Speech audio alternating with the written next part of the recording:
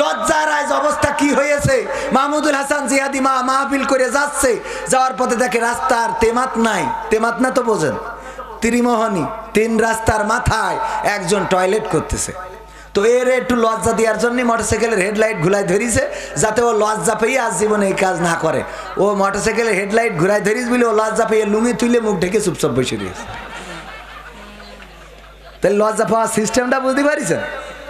এত লজ্জা পাইয়াছে যে মুখ ঢেকে তা আল্লাহর ওলি বসে আছে যে নিচে দে যাই ও যেন উপরে কেউ না দেখতে পায়। তা আজকে অবস্থা সেইটা, বুরখা পরেছে কিন্তু ইমান আমল শেষ, ঠিক না ঠিক? মাথায় টুপি মুখে দাড়ি কিন্তু ইমান নাই। বাহ্যিক ভাবে দেখা যায় অনেক বড় পরহেজগার, আসলে পরহেজগারি তার ধারের কাছেও নাই। এরকম আছে না নাই? বিসমিল্লাহির রহমানির রহিম। ইয়া আইয়ুহাল্লাযীনা আমানু কুতিবা আলাইকুমুস সিয়াম কামা কুতিবা আলাল্লাযীনা মিন قبلكم لعلكم تتقون. وقال الله تعالى في شان حبيبه إن الله وملائكته يصلون على النبي يا أيها الذين آمنوا صلوا عليه وسلموا تسليما. اللهم صل على سيدنا مولانا محمد وعلى آله দাও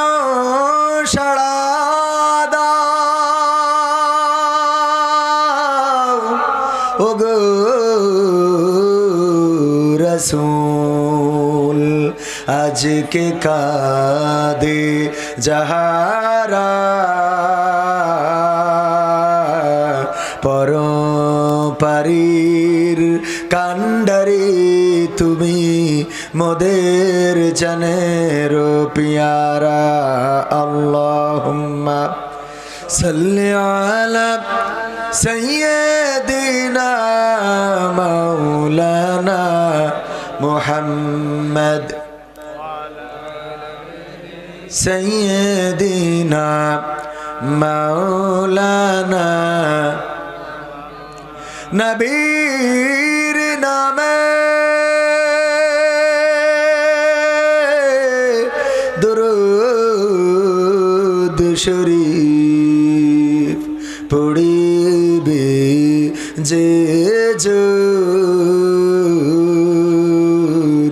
তার জন্য যে হারাম হবে জাহান্নামের আগুন। আল্লাহুম্মা সাল্লি আলা সাইয়্যিদিনা মাওলানা মুহাম্মদ।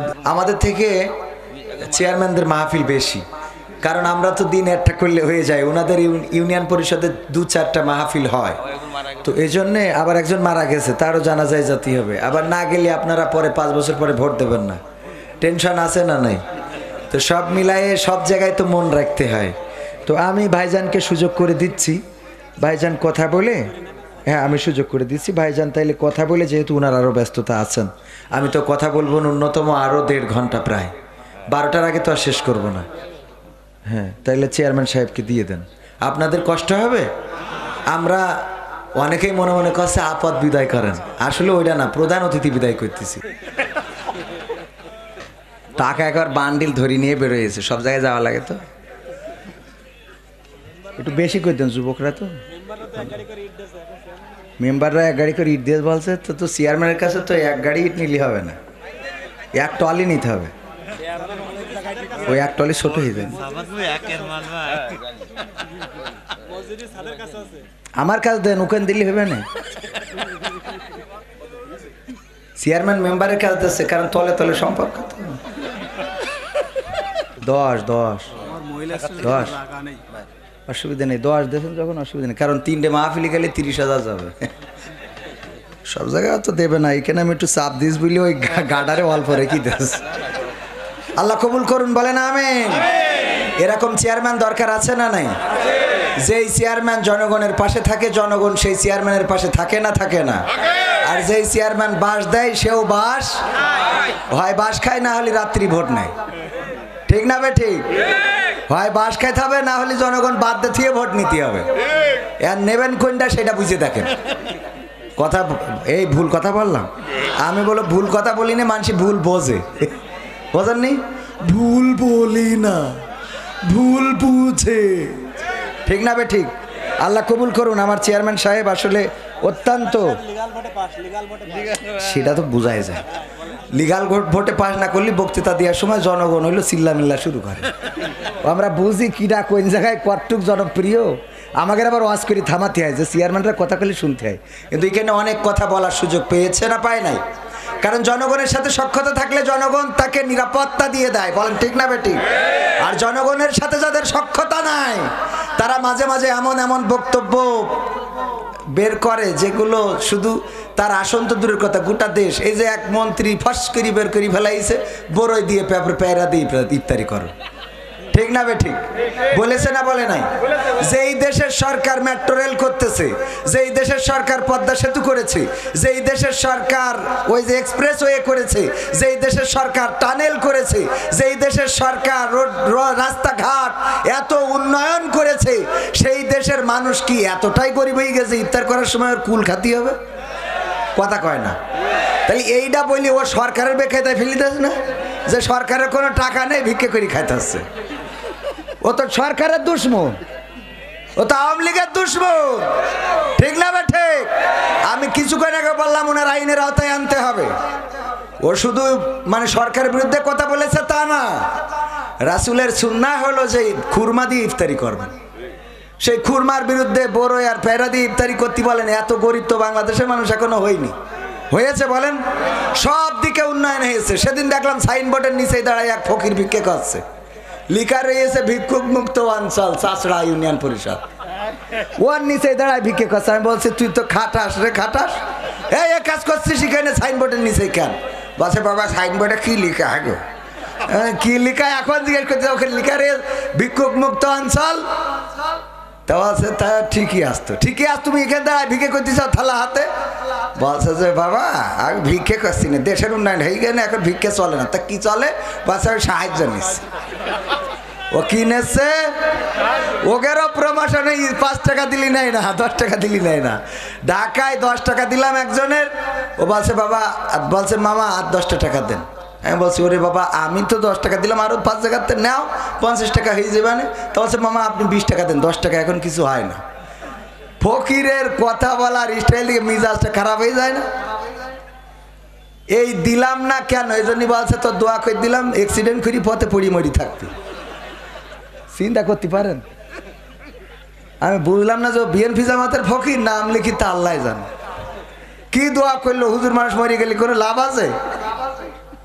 তো এই হইলো অবস্থা। যাই হোক সমস্যা নেই, ফকিরদের কোনো দল নেই, যেখানে যাই সেখানে খাই সেখানে গাই। আমারও একই অবস্থা। আমি বাংলাদেশ জাতীয়তাবাদী আওয়ামী জামাত ইসলামের একমাত্র নেতা। মনে থাকবে আপনাদের? দলের নাম মুখস্থ করতে 3 দিন লাগবে। এত সোজা মনে করেন না, একটু জিকির করেন লা ইলাহা ইল্লাল্লাহ, লা ইলাহা ইল্লাল্লাহ। আর সাথে সাথে একটু এগিয়ে আসেন। মা বোনদের প্যান্ডেলে নাকি জায়গা ধরছে না। মা বোনেরা একটু সামনে এগিয়ে বসেন। কোন জায়গায় কোন মুখো সামনে তা আল্লাহ জানে, আমি তো দেখতে পাচ্ছি না। মা বোনদের আপনাদের যেদিকে সামনে সেদিকে এগিয়ে বসেন, বসে পিছনের মানুষদের একটু জায়গা করে দেন। আর এখানে যারা আমার দাঁড়ানো রাস্তায় অনেকে চলতে কষ্ট হচ্ছে, কারণ পিছন দিয়ে রাস্তা রয়েছে না, এই রাস্তা। এই জন্য আমার প্রধান অতিথি বসে আছেন, সময় থাকলে উনি থাকলে আমাদের আমরা খুশিই থাকব, আর ওনার ব্যস্ততা থাকলে উনি যাবেন, আমাদের টেনশন করার কোনো দরকার নেই। উনি এসেছেন, আমরা আনন্দিত যে আলহামদুলিল্লাহ আমাদের অভিভাবক আমাদের মাঝে এসেছেন। সম্ভবত ওনার বাবাও চেয়ারম্যান ছিলেন, মানে ওনার বক্তৃতার মাধ্যমে সেটাই বুঝলাম। এবং চেয়ারম্যান থাকতে উনি ইন্তেকাল করেছেন। আল্লাহ রাব্বুল আলামিন তার কবরটাকে জান্নাতের বাগান বানিয়ে দিন, বলেন আমিন। আল্লাহ রাব্বুল আলামিন যেন জান্নাতের সিঁড়িতে সন্তান পরিবার পরিজন সবার সাথে দেখা হওয়ার তৌফিক দান করে দেন, সবাই বলেন আমিন। আর একটু জায়গা করে দেওয়া যাবে না জিকির করতে করতে লা ইলাহা ইল্লাল্লাহ, লা ইলাহা ইল্লাল্লাহ, লা ইলাহা ইল্লাল্লাহ, লা ইলাহা ইল্লাল্লাহ মুহাম্মাদুর রাসূলুল্লাহ। আমার জন্মদিনে সবচেয়ে বেশি খুশি ছিলে তুমি বাবা, কখনো ভাবিনি আমি আমাকে কাঁদিয়ে তুমি এত সকালেই চলে যাবা। আমার জন্মদিনে সবচেয়ে বেশি খুশি ছিলে তুমি বাবা, কখনো ভাবিনি আমি আমাকে কাঁদিয়ে তুমি এত সকালেই চলে যাবা। হাত ধরে তুমি হাঁটতে শিখাতে, ব্যথা পেলে আমি বুকে তুলে নিতে। হাত ধরে তুমি হাঁটতে শিখাতে, ব্যথা পেলে আমি বুকে তুলে নিতে। কোনো বাইনা করে কাঁদলে আমি তোমার স্নেহের হাতে চোখ মুছে দিতে। আজ তুমি নেই তাই নীরবে কেঁদে যাই, আজ তুমি নেই তাই নীরবে কেঁদে যাই।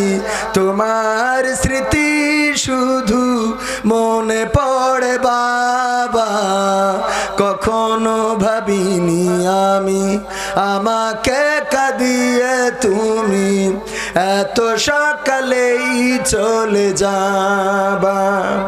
কখনো ভাবিনি আমি আমাকে কাঁদিয়ে তুমি এত সকালেই চলে যাবা। তুমি তো ছিলে বাবা বটেরই ছায়া,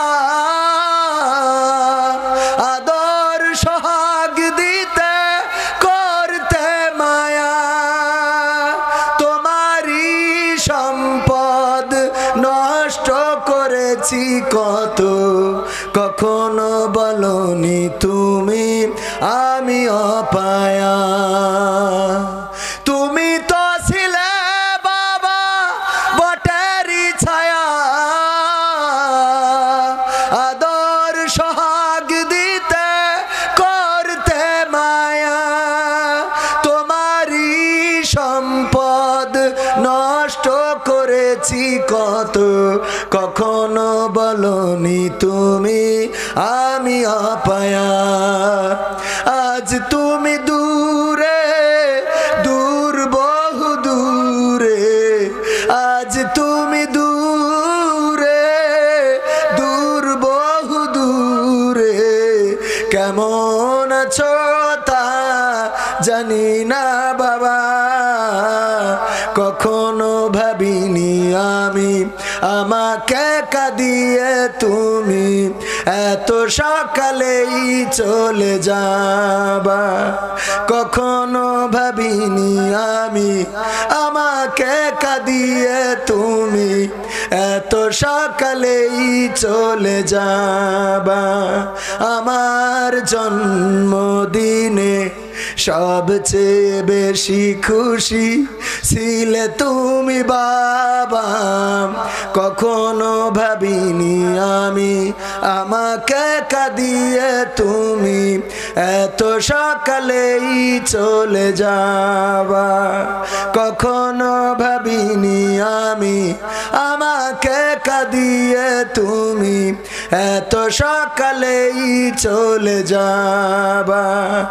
বাবা গো বাবা, বাবা গো বাবা। এই গানটা লিখেছিলাম আমার সন্তান হওয়ার পরে, কারণ আমার সন্তান হওয়ার পরে বুঝেছিলাম আমার বাবা কতটুকু আনন্দিত হয়েছিলেন। কিন্তু আমার বাবা মারা গিয়েছেন আমার বয়স যখন 14 বছর, তখন চেয়ারম্যানের বাবা নাই। যে চেয়ারে বসেন ওই চেয়ারে গেলে বসলেই মনে হয় যে বাবা এখানেই বসতেন, এটা মনে হয় না? হয় না?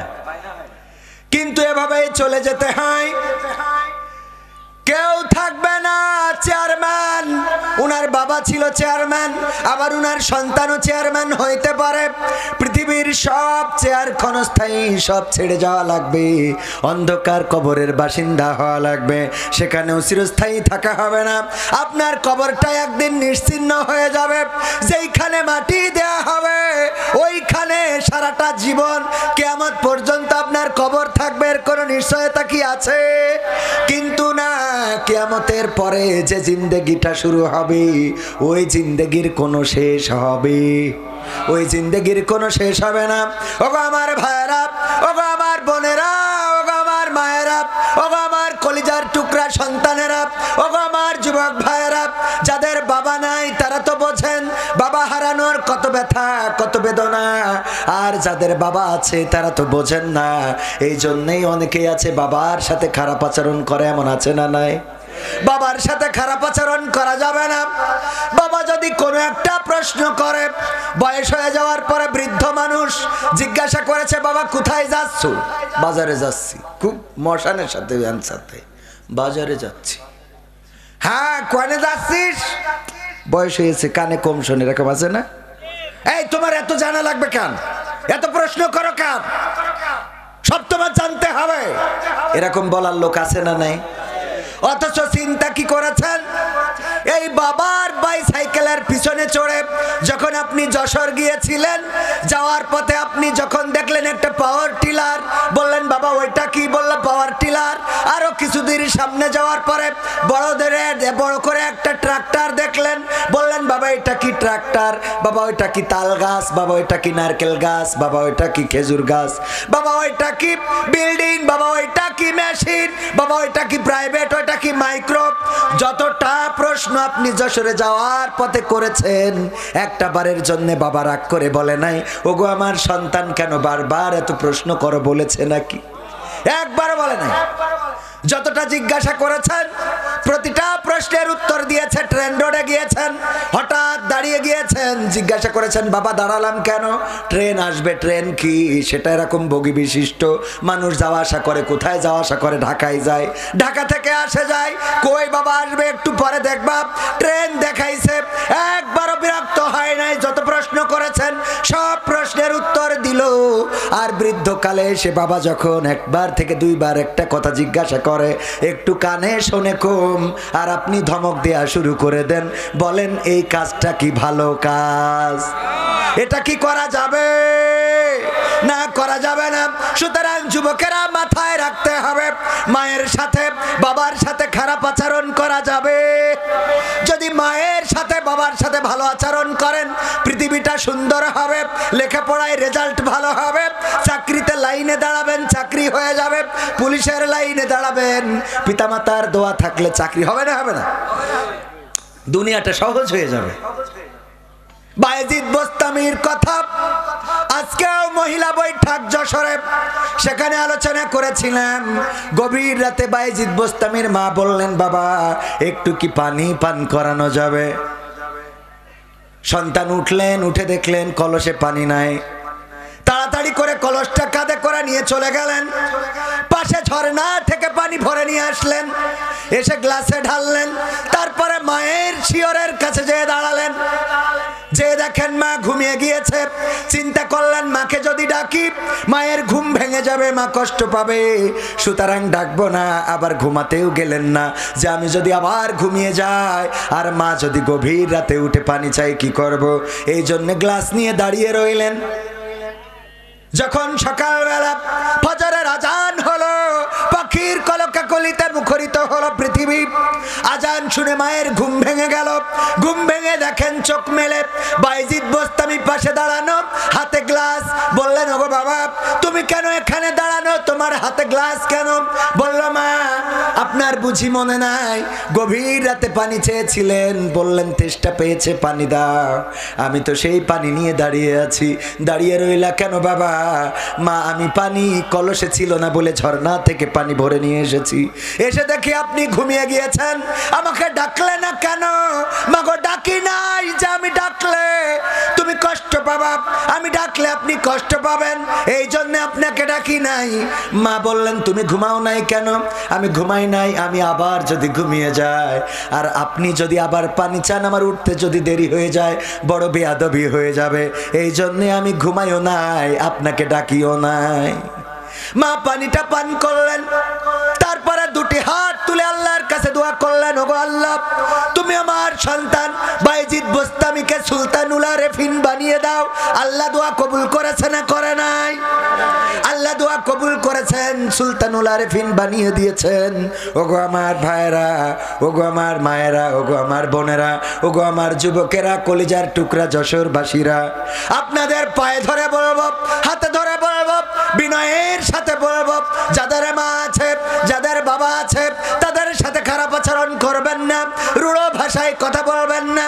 বাবারা মায়েরা যদি একবারের জায়গায় দুইবার তিনবার পাঁচবার প্রশ্ন করে তাও আপনি উত্তপ্ত হবেন না, ক্ষিপ্ত হবেন না, কারণ মা বাবা যতদিন আছে আপনার জন্য বরকতটাও ততদিন আছে।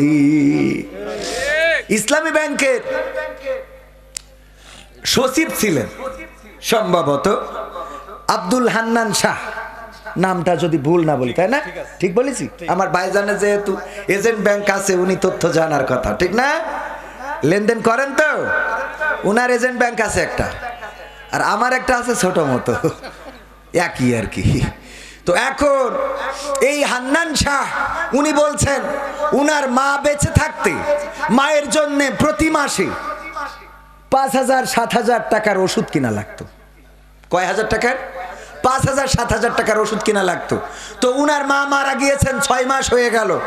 এখন মা যেহেতু মারা গিয়েছেন তাইলে প্রতি মাসে যে ঔষধটা লাগতো সেই ঔষধটার টাকা দেরি থাকার কথা না? উনি বললেন এই 6 মাসে আমার 5,000 করে যদি হিসেব করি তাও তো 5,30,000 টাকা দেরি থাকার কথা, অথচ আমার 1 টাকাও দেরি নাই। আবার মা বেঁচে থাকতে কোনোদিন ওষুধের টাকাও ঘাটতেও পড়ে নাই। তার মানেটা কি? রিজিকটা দিয়েছেন কে? আবার উনি যখন নেই তখন উনার রিজিকটাও বন্ধ হয়েছে না হয় নাই? একদিন আপনি একা চলতে পারতেন না, এখন বউরে চালান, আবার সন্তানদেরও চালান, ঠিক না বেটি? আগে একা থাকতে যেভাবে সংসার চলতো টিম টিম করে, এখন 3টা সন্তান হওয়ার পরও টিম টিম করে চলে, ঠিক না বেটি? আরো অনেকের ভালো হয়েছে, খারাপ হয় না। যদি আপনি সঠিকভাবে নিজের জীবনকে পরিচালিত করে থাকেন তাইলে খারাপ হয় নাই। আর যদি গাঁজা টেনি বেড়ান তামাক ফেলাই দিয়ে তাহলে তো আর সম্ভব না, ঠিক না বে ঠিক? ওদের তো আর ভালো বানানো সম্ভব, ওদের চেয়ারম্যান তিরান দিয়েও সোজা করতে পারবে না, কারণ ও তিরান দিয়েছে ভাত রান্নার জন্য, ও বেঁচেতে ওর মধ্যে তামাক ফেলায় গাঁজা ভরি টানতেছে। ও তিরানের থেকে ওর গাঁজা বেশি ভাল লাগে, ঠিক না বে ঠিক? একজনের দেখলাম ওই যে চাল ডাল আলু পটল তেল নুন ঝাল সব দেশে ওই যে সমাজকর্মীরা দেওয়ার পরে বলছে বাবা 1 প্যাকেট বিড়ি যদি দিতাই রে বাবা, বলছে সব তো দিছাও 1 প্যাকেট বিড়ির ঘাটতি পড়ে গেছে।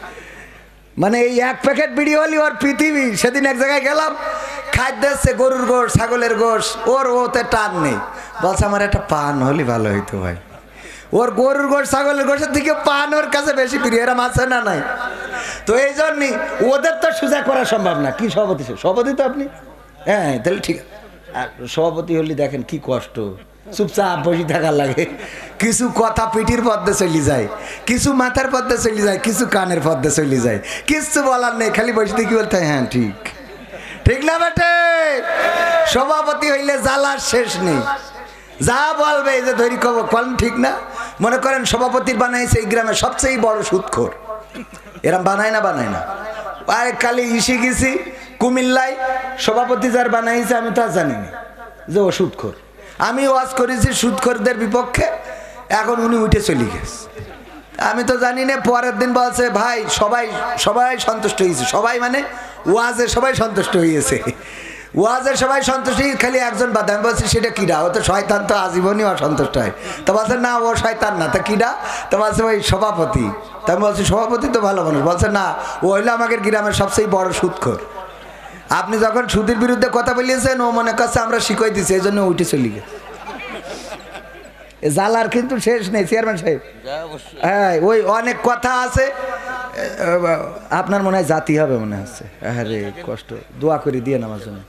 আপনার দোয়া করবেন মাঝে মাঝে, তিরান মিরান ফালু একটু দিয়ে। আমি এই যে এখানে ধরে কথা বলছি, আমার লাঞ্চ ইনফেকশন হয়েছে, যে নিঃশ্বাস নিলে সুসের মতো বিধতেছে। তো তারপরেও আমি যদি না আসতাম এরা কাটি খুলে দিত, তো পরে যতই অসুস্থ হই না আসলে হবে। বিয়ে করতে গেছেন বরযাত্রী নিয়ে, দূর বিয়ে করতে গেছে, হ্যাঁ বিয়ে করতে গেছেন বরযাত্রী নিয়ে, যেই বললেন যে বর হাসপাতালে আপাতত আমরা আইছি, কুপান খাওয়া লাগবে না? বর হাসপাতালে, ওরে বর আগে নিয়ে আয়, আর তা না হলে সুস্থ হোক, তারপরে তোরা আইসিস কই মুখ নিয়ে সেইটা কর। তো এই জন্যে আমার এখানে আসতে হয়েছে। যত এই যে দেখছেন না এখানে ধরে কথা বলছি, মানে এখানে ধরলে একটু আরাম পাচ্ছি আর কি। যখন নিঃশ্বাস নিচ্ছি একটা সুসের মতো বিধতেছে, তো তারপরে যখন এইখানে ঠাসা দিয়ে রাখছি ভাল লাগছে। তো কিছু সময় থাকা যাবে ইনশাআল্লাহ। পবিত্র কোরআনের 2 নম্বর সূরা বাকারার 183 নম্বর আয়াতে কারিমা তেলাওয়াত করেছি, শুনেছেন আপনারা? অনেকেই জানেন আরে রমজান মাসে তো মুখস্থ হবে না, রমজান মাসে মুখস্থ হবে না। অনেকের আবার মুখস্থ হয় না। রমজানে যে দোয়া পড়ে সুবহানাজিল মুলকি ওয়াল মালাকুতি সুবহানাজিল ইজ্জাতি ওয়াল আজিমাতি ওয়াল হাইবাতি ওয়াল কুদরাতি ওয়াল কিবরিয়া ওয়াল জাবারুত, এই দোয়াটা পারেন না অনেকেই শুনে মোটামুটি মুখস্থ, কিরাম মুখস্থ। ও যেই দোয়া পড়ে ইমাম সাহেব ও এমন ভাবে ধরে সুবহানাজিল মুলকি ওয়াল মালাকুতি রূহ, প্রথমে এমন ভাবে ধরে মনে হয় ও পড়ি একবার যশোর, তারপরে যে মাঝখানে যে সাওন আর নেই,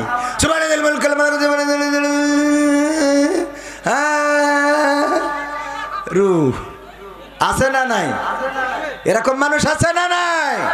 সম্মানিত ভাইরা, পবিত্র কোরআনের 183 নম্বর আয়াতে আল্লাহ বলছেন ইয়া আইয়ুহাল্লাযীনা আমানু কুতিবা আলাইকুমুস সিয়াম কামা কুতিবা আলাল্লাযীনা মিন ক্বাবলিকুম লাআল্লাকুম তাত্তাকুন।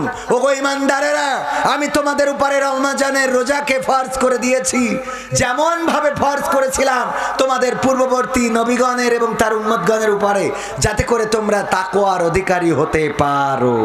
কিসের অধিকারী? তাকওয়া। রোজা রাখলে কি পাবো আমরা? তাকওয়া অর্জন করব। কি অর্জন করব? তাকওয়াটা বোঝেন কিনা? তাকওয়াটা হলো আল্লাহর ভয়। কার ভয়? একমাত্র রমজানের রোজা ছাড়া আর কোনো ইবাদত নেই যেটা শুধুমাত্র আল্লাহকে দেখানো যায়, আর একটাও নেই। তাহাজ্জুদের নামাজ পড়বেন, তাও বউ দেখে ফেলে। হুজুর দেখে কিনা? বউ দেখে ফেলে, অথবা সন্তানেরা জেনে ফেলে। তাহাজ্জুদের নামাজ গভীর রাতে পড়ার ইবাদত, এই রাতের ইবাদতটাও যদি করেন কেউ না কেউ দেখে ফেলে। আর রোজা এমন যে যদি কারো পিছনে লোক লাগিয়ে দেওয়া হয়, যে সভাপতি চিন্তা করলো কবির ভাই আসলে রোজা রাখে কিনা, এর জন্য আমার পিছনে একটা লোক লাগাই রেখেছে যে তুই একেবারে সুবে সাদিক থেকে শুরু করি সূর্যাস্ত পর্যন্ত আমি তোর বেতন দেবো, কবিরের পিছনে লেগে থাকবি। তো আমার পিছনেও লেগে থাকবে, অন্তত টয়লেটে যাওয়ার সময় তো আর আমার সাথে যাবে না। যাবে? তাহলে ওখানে যাই বদনা ধরি যদি চুমুর মারি দিই, আর কেউ দেখার লোক আছে? ওখানে দেখার লোক কে? আল্লাহ ছাড়া আর কেউ দেখতে পাবে? এই জন্যে রমজানের রোজাটা আল্লাহর নবী বলছেন এটা আল্লাহর জন্য, এবং এর পুরস্কার আল্লাহ হাদিসে কুদসিতে এসেছে, আল্লাহ বলেছেন পুরস্কার আমি নিজে হাতে দেব। বলেন সুবহানাল্লাহ। সেই রমজানের রোজা রাখতে রাজি আছি তো আমরা? রাখবো কারা কারা? দুটি হাত তুলে দেখান। নারায়ে তাকবীর, লিল্লাহি তাকবীর। রমজানের আগমন, রমজানের আগমন, আহলান সাহলান, আহলান সাহলান। মাহে রমজান আমরা আমরা রমজানের আগমনটাকে বরণ করে নেব। রোজার মাস আসে মানুষের গুনাহ হালকা করে দেওয়ার জন্য। রোজার মাস আসে রোজা ডেকে ডেকে যেন মানুষকে বলে দেয় যে পারো। শুধু তাই না, হাদিস আছে আল্লাহ রাসূল মসজিদে নববীর মেহরাবের উপরে প্রথম সিঁড়িতে পা দিলেন, দেওয়ার পরে বললেন আমিন। দ্বিতীয় সিঁড়িতে পা দিলেন, বললেন আমিন। তৃতীয় সিঁড়িতে পা দিয়ে বললেন আমিন। যখন পা দিলেন আর বললেন আমিন, সাহাবী রাদিয়াল্লাহু তাআলা আনহুগণ বললেন, ওগো নবী গো, কি এমন ঘটে গেল যেই ঘটনার কারণে আপনি আজকে মেহরাবের প্রতিটি সিঁড়িতে পা দেওয়ার সময় বললেন আমিন আমিন আমিন? একবার নয়, দুইবার নয়, তিনবার বলেছেন। কেন গো রাসূল? আল্লাহ রাসূল সাল্লাল্লাহু আলাইহি ওয়াসাল্লাম বললেন, আমি যা জানি তোমরা তা জানো না, আমি যা দেখি তোমরা তা দেখো না, আমি যা শুনি তোমরা তা শোনো না। ওগো আমার সাহাবীরা, তোমাদের কাছে ঘটনাটা বলে দিই। কিছুক্ষণ আগে জিবরাইল আলাইহিস সালাম এসেছিলেন, আমার কাছে এসে দোয়া করলেন। বললেন, ওগো আল্লাহর রাসূল, যে নবী মুহাম্মাদের নাম শুনল কিন্তু তার প্রতি দুরূদ পড়ল না, সাল্লাল্লাহু আলাইহি ওয়াসাল্লাম বলল না, সে যেন ধ্বংস হয়ে যায়। আমি বলেছি আমিন। দ্বিতীয়বার বললেন, এই এই পাঞ্জাবি পরা ওরা উঠছে কেন? তুই একজন, হ্যাঁ, পাঞ্জাবি পরা কেউ উঠতে পারবে না। হুজুর মার্কা লোকগুলো যেন কেউ না ওঠে। সব জায়গায় পরিবেশ নষ্ট করে এরা। আর ওরা আবার ওয়াজ শুনবে যে এখানে বসে থাকলে বহুত ফায়দা। ওরা বলবে বলে ওরা কাটি মেথেই চলে যাবে। শার্ট পরা প্যান্ট পরা সব বসে আছে, আর টুপি পরা সব উঠে চলে যাচ্ছে। দাঁড়ায় আছে যুবকদের তাকায় দেখো দিন, কত ইয়াং ফুলা পান, একটাও নড়তেছ না ওখান। তোমরা চলে যাবা, তা আসো কেন? হ্যাঁ, আসার দরকার কি? পরিবেশ নষ্ট করে। প্রায় জায়গায় এই ঘটনাগুলো দেখি। নিজেদের মধ্যে যে আমল নেই, ওই আমলগুলো অন্যদের করতে বলে, এই জন্য তো সমাজের পরিবর্তন হয় না। আমার আল্লাহ বলেছেন, ইয়া আইয়ুহাল্লাযীনা আমানু লিমা তাকুলুনা মা লা তাফআলুন। ওগো ঈমানদাররা, এমন কোন কথা বলে না যেই কথার সাথে তোমার কাজের মিল নেই।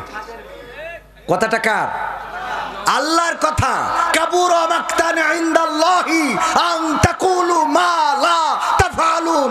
ওগো বান্দারা, শুনে নাও, আল্লাহর কাছে এটা অত্যন্ত অপছন্দের যে তোমরা যা বলো তা তোমরা কাজে করো না। আল্লাহর কাছে এটা অত্যন্ত অপছন্দের। ওয়াজ করে বেড়াবেন, ওয়াজ শুনলে বহুত ফায়দা, আর নিজে এসে বৈশিক কাটি মেথি চলে যাবেন। শয়তান তো আপনার পিছনে তিনটে লেগে আছে। শয়তান লেগে আছে মানে কি? আপনি শয়তান হয়ে বসে আছেন, ঠিক না বেটে? এই জাতীয় শয়তানগুলো মুক্ত করতে চাই বাংলাদেশে। এরা আবার ফতোয়া দেয়। কবির বিন সামাদ স্টেজে, ও কেন স্টেজে উঠবে? তুই কোরআন শরীফ তুই শিখেছিস, আমরা শিখিনি? খালি শুধু তুমি বলতে পারবা আর আমরা বলতে পারবো না? তুমি বড় আল্লাহর ওলি, তুমি ফতোয়া দিয়ে বেড়াও।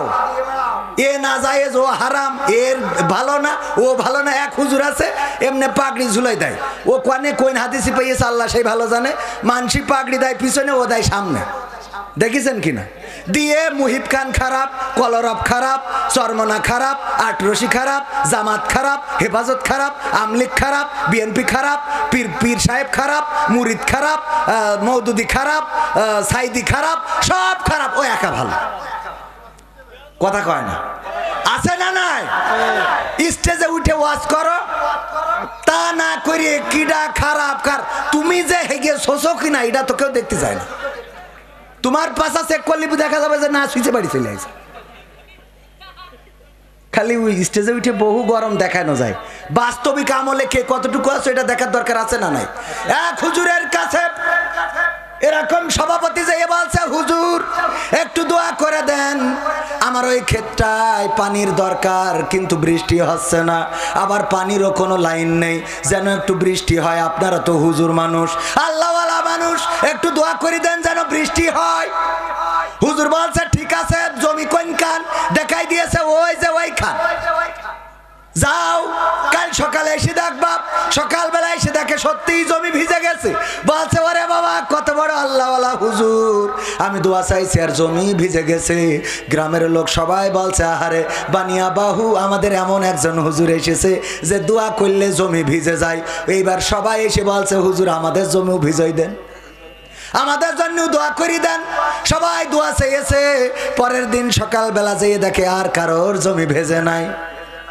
সবাই এবার চলে গেছে হুজুরির দেখার জন্য যে হুজুর কেমন দোয়া করলো যে একজনের ভিজেছে আর আমাদের ভেজলে না। এসে দেখে মাদ্রাসায় হুজুরও নেই, ছাত্ররাও নেই। কারণ কি?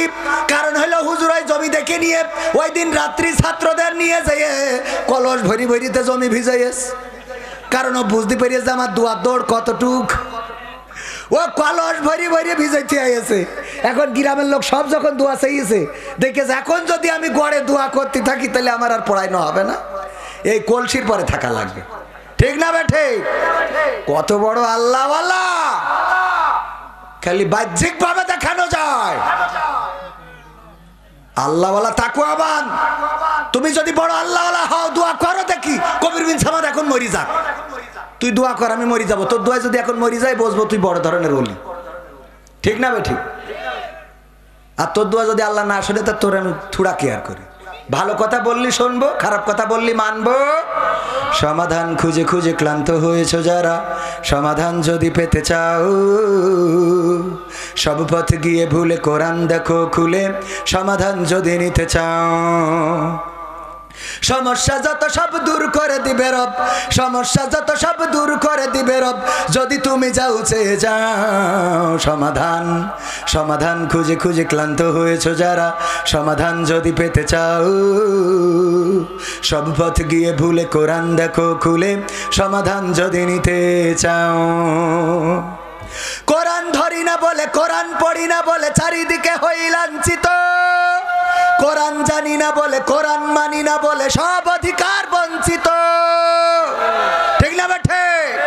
কোরআন ধরি না বলে, কোরআন পড়ি না বলে চারিদিকে হই লাঞ্ছিত, কোরআন জানি না বলে, কোরআন মানি না বলে সব অধিকার বঞ্চিত।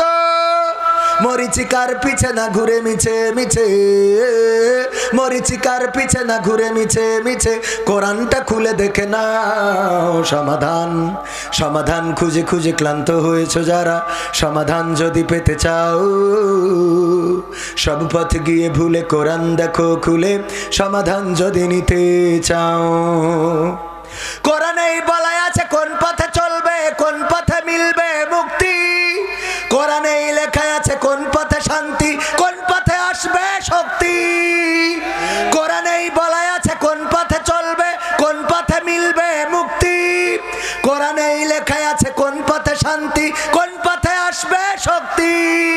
আলে আর আলোয় প্রতারিত না হয়ে, আলে আর আলোয় প্রতারিত না হয়ে কোরআনটা খুলে দেখে নাও। সমাধান সমাধান খুঁজে খুঁজে ক্লান্ত হয়েছো যারা, সমাধান যদি পেতে চাও সব পথ গিয়ে ভুলে কোরআন দেখো খুলে, সমাধান যদি নিতে চাও।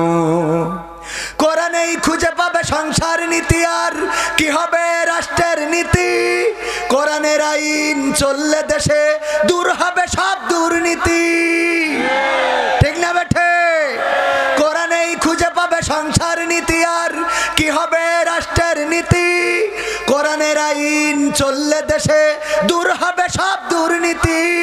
মানব রচিত মতে শান্তি খুঁজো না পথে, মানব রচিত মতে শান্তি খুঁজো না পথে, কোরআনটা খুলে দেখে নাও। সমাধান সমাধান খুঁজে খুঁজে ক্লান্ত হয়েছো যারা, সমাধান যদি পেতে চাও সব পথ গিয়ে ভুলে কোরআন দেখো খুলে, সমাধান যদি নিতে চাও।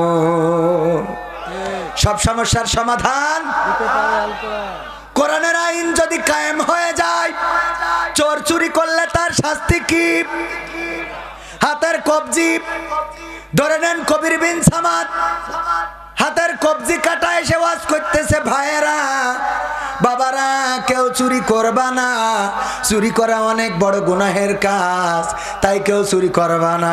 আর কোরআনের আইন অনুযায়ী হাতের কবজি কিন্তু থাকবে না, এই জন্য কেউ চুরি কইরো না রে। আপনারা বলতেন হুজুর আপনার হাতের কবজি কই?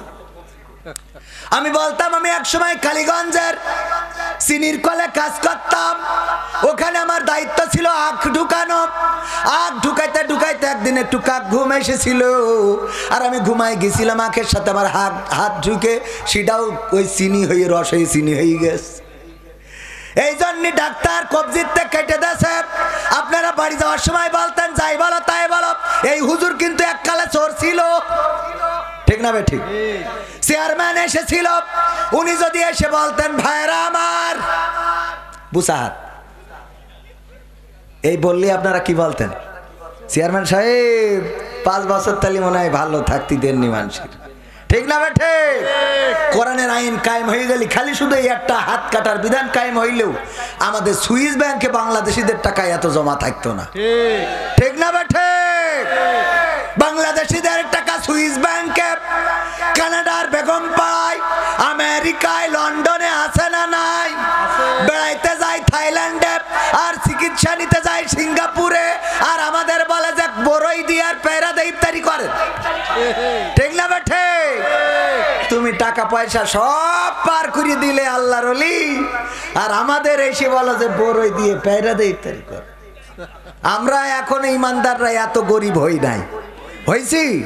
বরং এইবার, গতবার তো ইফতারিতে খালি কুরমা খাতাম, এইবার সেহরির সময়ও খাবে। হ্যাঁ, এইবার সেহরির সময়ও খুরমা খেয়ে প্রমাণ করে দেব রোজাদারেরা এখনো এত ফকির হয় নাই। আর যারা রোজা রাখবেন, ইফতার করবেন, আশেপাশে যারা আছে গরিব দুঃখী তাদেরও সাথে নিয়ে ইফতার করার চেষ্টা করবেন। রাজি আছেন ইনশাআল্লাহ? একজন পাশে যদি থাকে, একজনের যদি রোজার মাসে ইফতারি করান, আল্লাহর নবী বলেছেন সওয়াব কত গুণ? 70 থেকে 700 গুণ, 70 থেকে 700 গুণ পর্যন্ত। নরমাল যে সোয়াবটা সেটা হলো 70 গুণ, তাহলে 70 গুণ সোয়াব হবে। আপনি কি করবেন? একটা ইফতারি কাউকে দিলেন, আল্লাহ রাব্বুল আলামিন আপনার 70 জনের ইফতারি করার সোয়াব দিয়ে দিল। এটা নেওয়ার দরকার আছে না নাই? ওই মিম্বারের কথা মনে আছে তো, মেহরাবের কথা? আল্লাহ রাসূল বললেন আমিন, ফেরেশতা বললেন, ফেরেশতা দোয়া করলেন। প্রথম দোয়াটা কি ছিল? প্রথম দোয়া ছিল আল্লাহর রাসূল যদি আপনার নাম কেউ শোনে আর সাল্লাল্লাহু আলাইহি ওয়াসাল্লাম না বলে, তাইলে সে যেন ধ্বংস হয়ে যায়। আল্লাহর রাসূল বললেন আমিন। দ্বিতীয় দোয়া ছিল গো রাসূল গো, যদি কারো পিতা মাতা বেঁচে থাকে অথবা তাদের মধ্যে কোনো একজন বেঁচে থাকে আর সে যদি জান্নাতের সার্টিফিকেট অর্জন করতে না পারে, সেও যেন ধ্বংস হয়ে যায়। আল্লাহর রাসূল বললেন আমিন। আর 3 নম্বর হলো যে তার জীবনে একটা রোজার মাস পেল, গোটা রমাদানের রোজা পেল, কিন্তু গোটা জিন্দেগির গুনাহগুলো মাপ চেয়ে নিতে পারলো না, সেও যেন ধ্বংস হয়ে যায়। এই দোয়া করেছেন জিবরিল আলাইহিস সালাম। আর আমিন বলেছেন কি? আল্লাহ রাসূল আমিন বলেছে, কবুল হবে না? হবে না। আল্লাহ রাসূল আমিন বলেছেন, আল্লাহ কবুল করবেন। সুতরাং রমজানের রোজা পাওয়ার পরে আমাদের গোটা জিন্দেগির গুনাহ ক্ষমা চেয়ে নেওয়ার দরকার আছে না নাই? রোজার মাসে, রোজার মাসটা আমরা কাজে লাগাবো। রাজি আছি তো? রোজার মাসটা যদি আমরা কাজে লাগাই, আল্লাহ রাব্বুল আলামিন আমাদের পিছনের সমস্ত গুনাহ ক্ষমা করে দিবেন। শুধু তাই নয়, আল্লাহ রাব্বুল আলামিনের নবী বলেছেন যে সওয়াবের আশায়, আল্লাহর সন্তুষ্টির উদ্দেশ্যে একটি মাস রোজা পালন করে, যেদিন শাওয়ালের চাঁদ উদয় হয়, ওই দিন সে যেন মায়ের উদর থেকে ভূমিষ্ঠ হয়েছে এমন একটা মানুষে পরিণত হয়ে যায়। সুবহানাল্লাহ। মায়ের কোল থেকে ভূমিষ্ঠ হওয়া। আমার গলার আওয়াজটা আজকে খুবই আমার কষ্ট হচ্ছে, আপনারা বুঝছেন। তারপরেও আমি আমার দায়িত্ব পালন করতে চাই। আপনারা আর কত সময়? আর অন্তত আধা ঘন্টা কষ্ট হবে। মা বোনেরা এসেছেন, মা বোনদের জন্য একটু কথা বলার দরকার আছে না নাই? কারণ এখন তো বেকায়দা অবস্থা। আমার যুবকেরা, তরুণেরা, কিশোরেরা আর সেই সাথে মা বোনেরা, আগে যারা খারাপ কাজ করতো লিপস্টিক দিয়ে, নখ পালিশ দিয়ে, তারপরে মেকআপ টিকআপ করে, এখন সব বাদ দিয়েছে, এখন বুরকা পরি খারাপ কাজ করে, ঠিক না বেঠে? আগে টিকটক ভিডিও করতো রেল রোডে যেয়ে, তারপরে গদখালিতে যেয়ে, ওরা সব বুরকা ছাড়া, আর এখন সব বুরকাওয়ালা। আমি বলেছি ওদের নাম দিছি আল্লাহওয়ালা ড্যান্সার। কি ড্যান্সার? মানে বুরকায় একজনের বলছে যে ভাত খাবি না মুড়ি খাবি, তা বলছে ভাত খাই তারপর মুড়ি খাবো। তার মানে একটাও ছাড়বে। ওর বলা হইলো পর্দা করবা না টিকটক করবা, বলছে বুরকা পরি টিকটক করবো। বোঝা গেছ তো? এই সত্যি বলছি না মিথ্যা বলছি? আর যুবকদের অবস্থাও তো বলবো আজকালকের ছেলেরা বই নিয়ে আর বসে না, ও বাবা গুগলে সার্চ করিয়া পড়ি। ওরে কালের মেয়েরা কোরআন হাদিস ধরে না, আমার এখনকার মা বোনেরা কোরআন হাদিস পড়ে না, ও আল্লাহ টিকটকে ভিডিও ওরা করে। আজকালকের ছেলেরা বই নিয়ে আর বসে না, গুগলে সার্চ করিয়া পড়ি। আগের সময় প্রেম করিলে সভাপতি বলতো পাইছ কি, এখন বলে শখ করিয়া বাবু তুমি খাইছ কি। ঠিক না বেটে? বুড়ো দাঁড়িয়ে গেছে, ওর কয় বাবু তুমি খাইয়াছ না? ও খায়নি, ও ফিডার খাবে। এই বুড়ো ধাড়ির বলে না, বলে না কত বড় খারাপ। ঠিক না বেটে? আগের সময় এই কথা কেন বলেছি? আগের সময় যদি কোনোভাবে সভাপতি মনে করেন একটা চিঠি লিখে তে একজনের কাছে দেবে, তা দিয়েছে ওর ভাতিজির কাছে, ও যে এসে মেয়ের না দিয়ে ওর মার কাছ দিয়ে ফেলাইছে। এর জন্যই সভাপতি এলাকা ছাড়ি দিয়ে ঢাকা গার্মেন্টসে যে কাজ করেছে। এরকম ঘটনা আছে না নাই? যে চিঠি ধরা খেয়ে গেছে আর গ্রামে থাকা যাবে না। সত্যি বলছি তো? আগের সময় এটা সত্যি কিনা ভাই বলেন? আমার ভাইজান তো কথা কচ্ছেন না কেন? ভাই সাথে এর আগেও দেখা হয়েছে না একবার? তো আগের সময় প্রেম করিয়ে খালি শুধু সিটিটা ধরা খেয়েছে, এই ভয়ে এলাকা ছাড়ি ঢাকা গার্মেন্টসে যে কাজ করি বরিশালের একটা মেয়ে বিয়ে করে বাড়ি গিয়েছে। এরকম আছে না নাই? আর এখন কি যুগ জামানা পড়িয়েছে। হ্যাঁ, মার সামনে জিজ্ঞেস করে, হ্যাঁ বাবু তুমি ঠিক মতো খেয়ে নিও। হ্যাঁ, আরে বাবা, বাবু ঠিক মতো, ও বাবু খাতি পারে, তুই যে গালে তুলে দে। আগের সময় মাইন্ড করা যাবে না। ও আপনার বয়স পার হয়ে গেছে, এখনো শুনি লাভ নেই। আগের সময় প্রেম করিলে বলতো লোকে পাইছ কি, এখন বলে শখ করিয়া বাবু তুমি খাইছ কি। লজ্জা শরম নাই, আইলাম কোন জামানাই, লজ্জা শরম নাই, আইলাম কোন জামানাই, ভবিষ্যৎ দেখি অন্ধকারে। আজকালকের ছেলেরা বই নিয়ে আর বসে না, ও বাবা গুগলে সার্চ করিয়া পড়ি। নতুন করে হইছে চালু এ আবার কন্টেন্ট। আমাদের রনি ভাই মাহফিলের অন্যতম উদ্যোক্তা না, ওনার সাথে গদখালিতে দেখা, মোটরসাইকেলের পিছনে দেখি বুরকা পরা একজন রয়েছে। আর এখন তো মোটরসাইকেল হই শয়তানি কায়দায়, পিছনের সিট এত উঁচু যে পড়লি পরে অমনি ঘাড়ের পর হ্যাঁ ডেইলি পড়া লাগবে না, লাগবে না।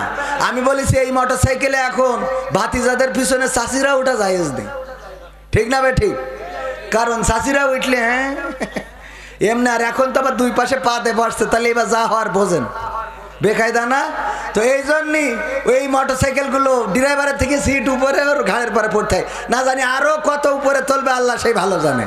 তো এই মোটরসাইকেলে পিছনে বসে রয়েছে রনি ভাইয়ের পিছনে বুরকা পর। আমি বললাম রনি ভাই ভাবি নাকি? তা বলছে না। আমি বলছি তাহলে কিডা? পরিচয় করাই দিলে এই আমার গার্লফ্রেন্ড। সহ্য না করে পারা যায়? এরম পরিচয় করায় না, করায় না।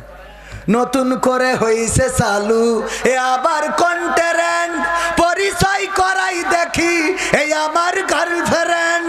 শরমের মাথা খাইয়া গেছে ওরা পাগল হইয়া, শরমের মাথা খাইয়া গেছে সব পাগল হইয়া, ভবিষ্যৎ দেখি অন্ধকারে।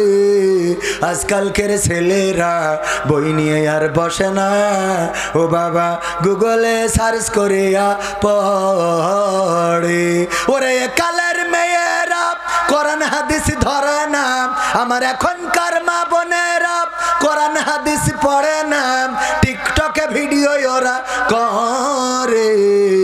আজকালকের ছেলেরা বই নিয়ে আর বসে না, গুগলে সার্চ করিয়া পড়ি। ঠিক না বেঠে? এমন সন্তান, এমন ছেলে, এমন মেয়ে বানিয়া বাহু নাই। এখানে আছে রোগ, এখানে তো থাকার কথা। কারণ আমি বছরের মানুষ, আমি তো চিনি। আর এই জন্যে লজ্জা দিয়ে কত রকম কত কথা বলি, এরপরেও লজ্জা হয় না এমন আছে না নাই? যত যাই বলেন ওদের লজ্জা হবে না। কেন লজ্জা হবে না? লজ্জা যেন আজকাল সব উপরে উঠে গেছে, আর নিচের দিকে যা হয় হোক। আমাদের মাহমুদুল হাসান জিহাদি সুন্দর একটা কথা বলতেন। উনি এক মাহফিল থেকে বাড়ি যাচ্ছেন মোটরসাইকেলে ওয়াজ করে, তখন বক্তারা মোটরসাইকেলে ওয়াজ করতো, মনে আছে না নাই? আমার আব্বাও ছিলেন একজন বক্তা মানুষ, তিনি ওয়াজ করে বেরিয়েছেন। যখন বাবার গানটা গেয়েছি তখন বাবার একটা স্মৃতি মনে পড়ে গিয়েছিল। আমার মা অসুস্থ ছিলেন একটা মাস, অসুস্থ থাকার কারণে নিজে রোজা রাখতে পারেন নাই। আমি রোজা রাখার বয়স ছিল আমার 10 থেকে 12 বছর। আমার বাবা আমাকে প্রতিদিন সাহরির সময় উঠতেন, তারপরে আমাকে উঠাতেন, উঠে আমাকে রান্নাঘরে নিয়ে যেতেন, নিজের হাত দিয়ে পান্তা ভাত বেড়ে দিতেন। আব্বা খাইতেন, আমি খাইতাম। আমি এবং আমার আব্বা একটা মাস বাবা বেড়ে দিয়েছেন, আমি খেয়েছি, রোজা রেখেছি। সেই রোজার মাস আবার আসতে গেল, আবার সেহরি করব, আবার তারাবি পড়ব, কিন্তু ওই বাবার হাতের সেহরি আর করা হবে না, ওই বাবার সাথে আর তারাবি পড়া হবে না। আমার বাবা রমজানে তারাবি পড়াতেন, তারাবি পড়াতে যে মাইকে ওয়াজ করতেন 30টা দিন।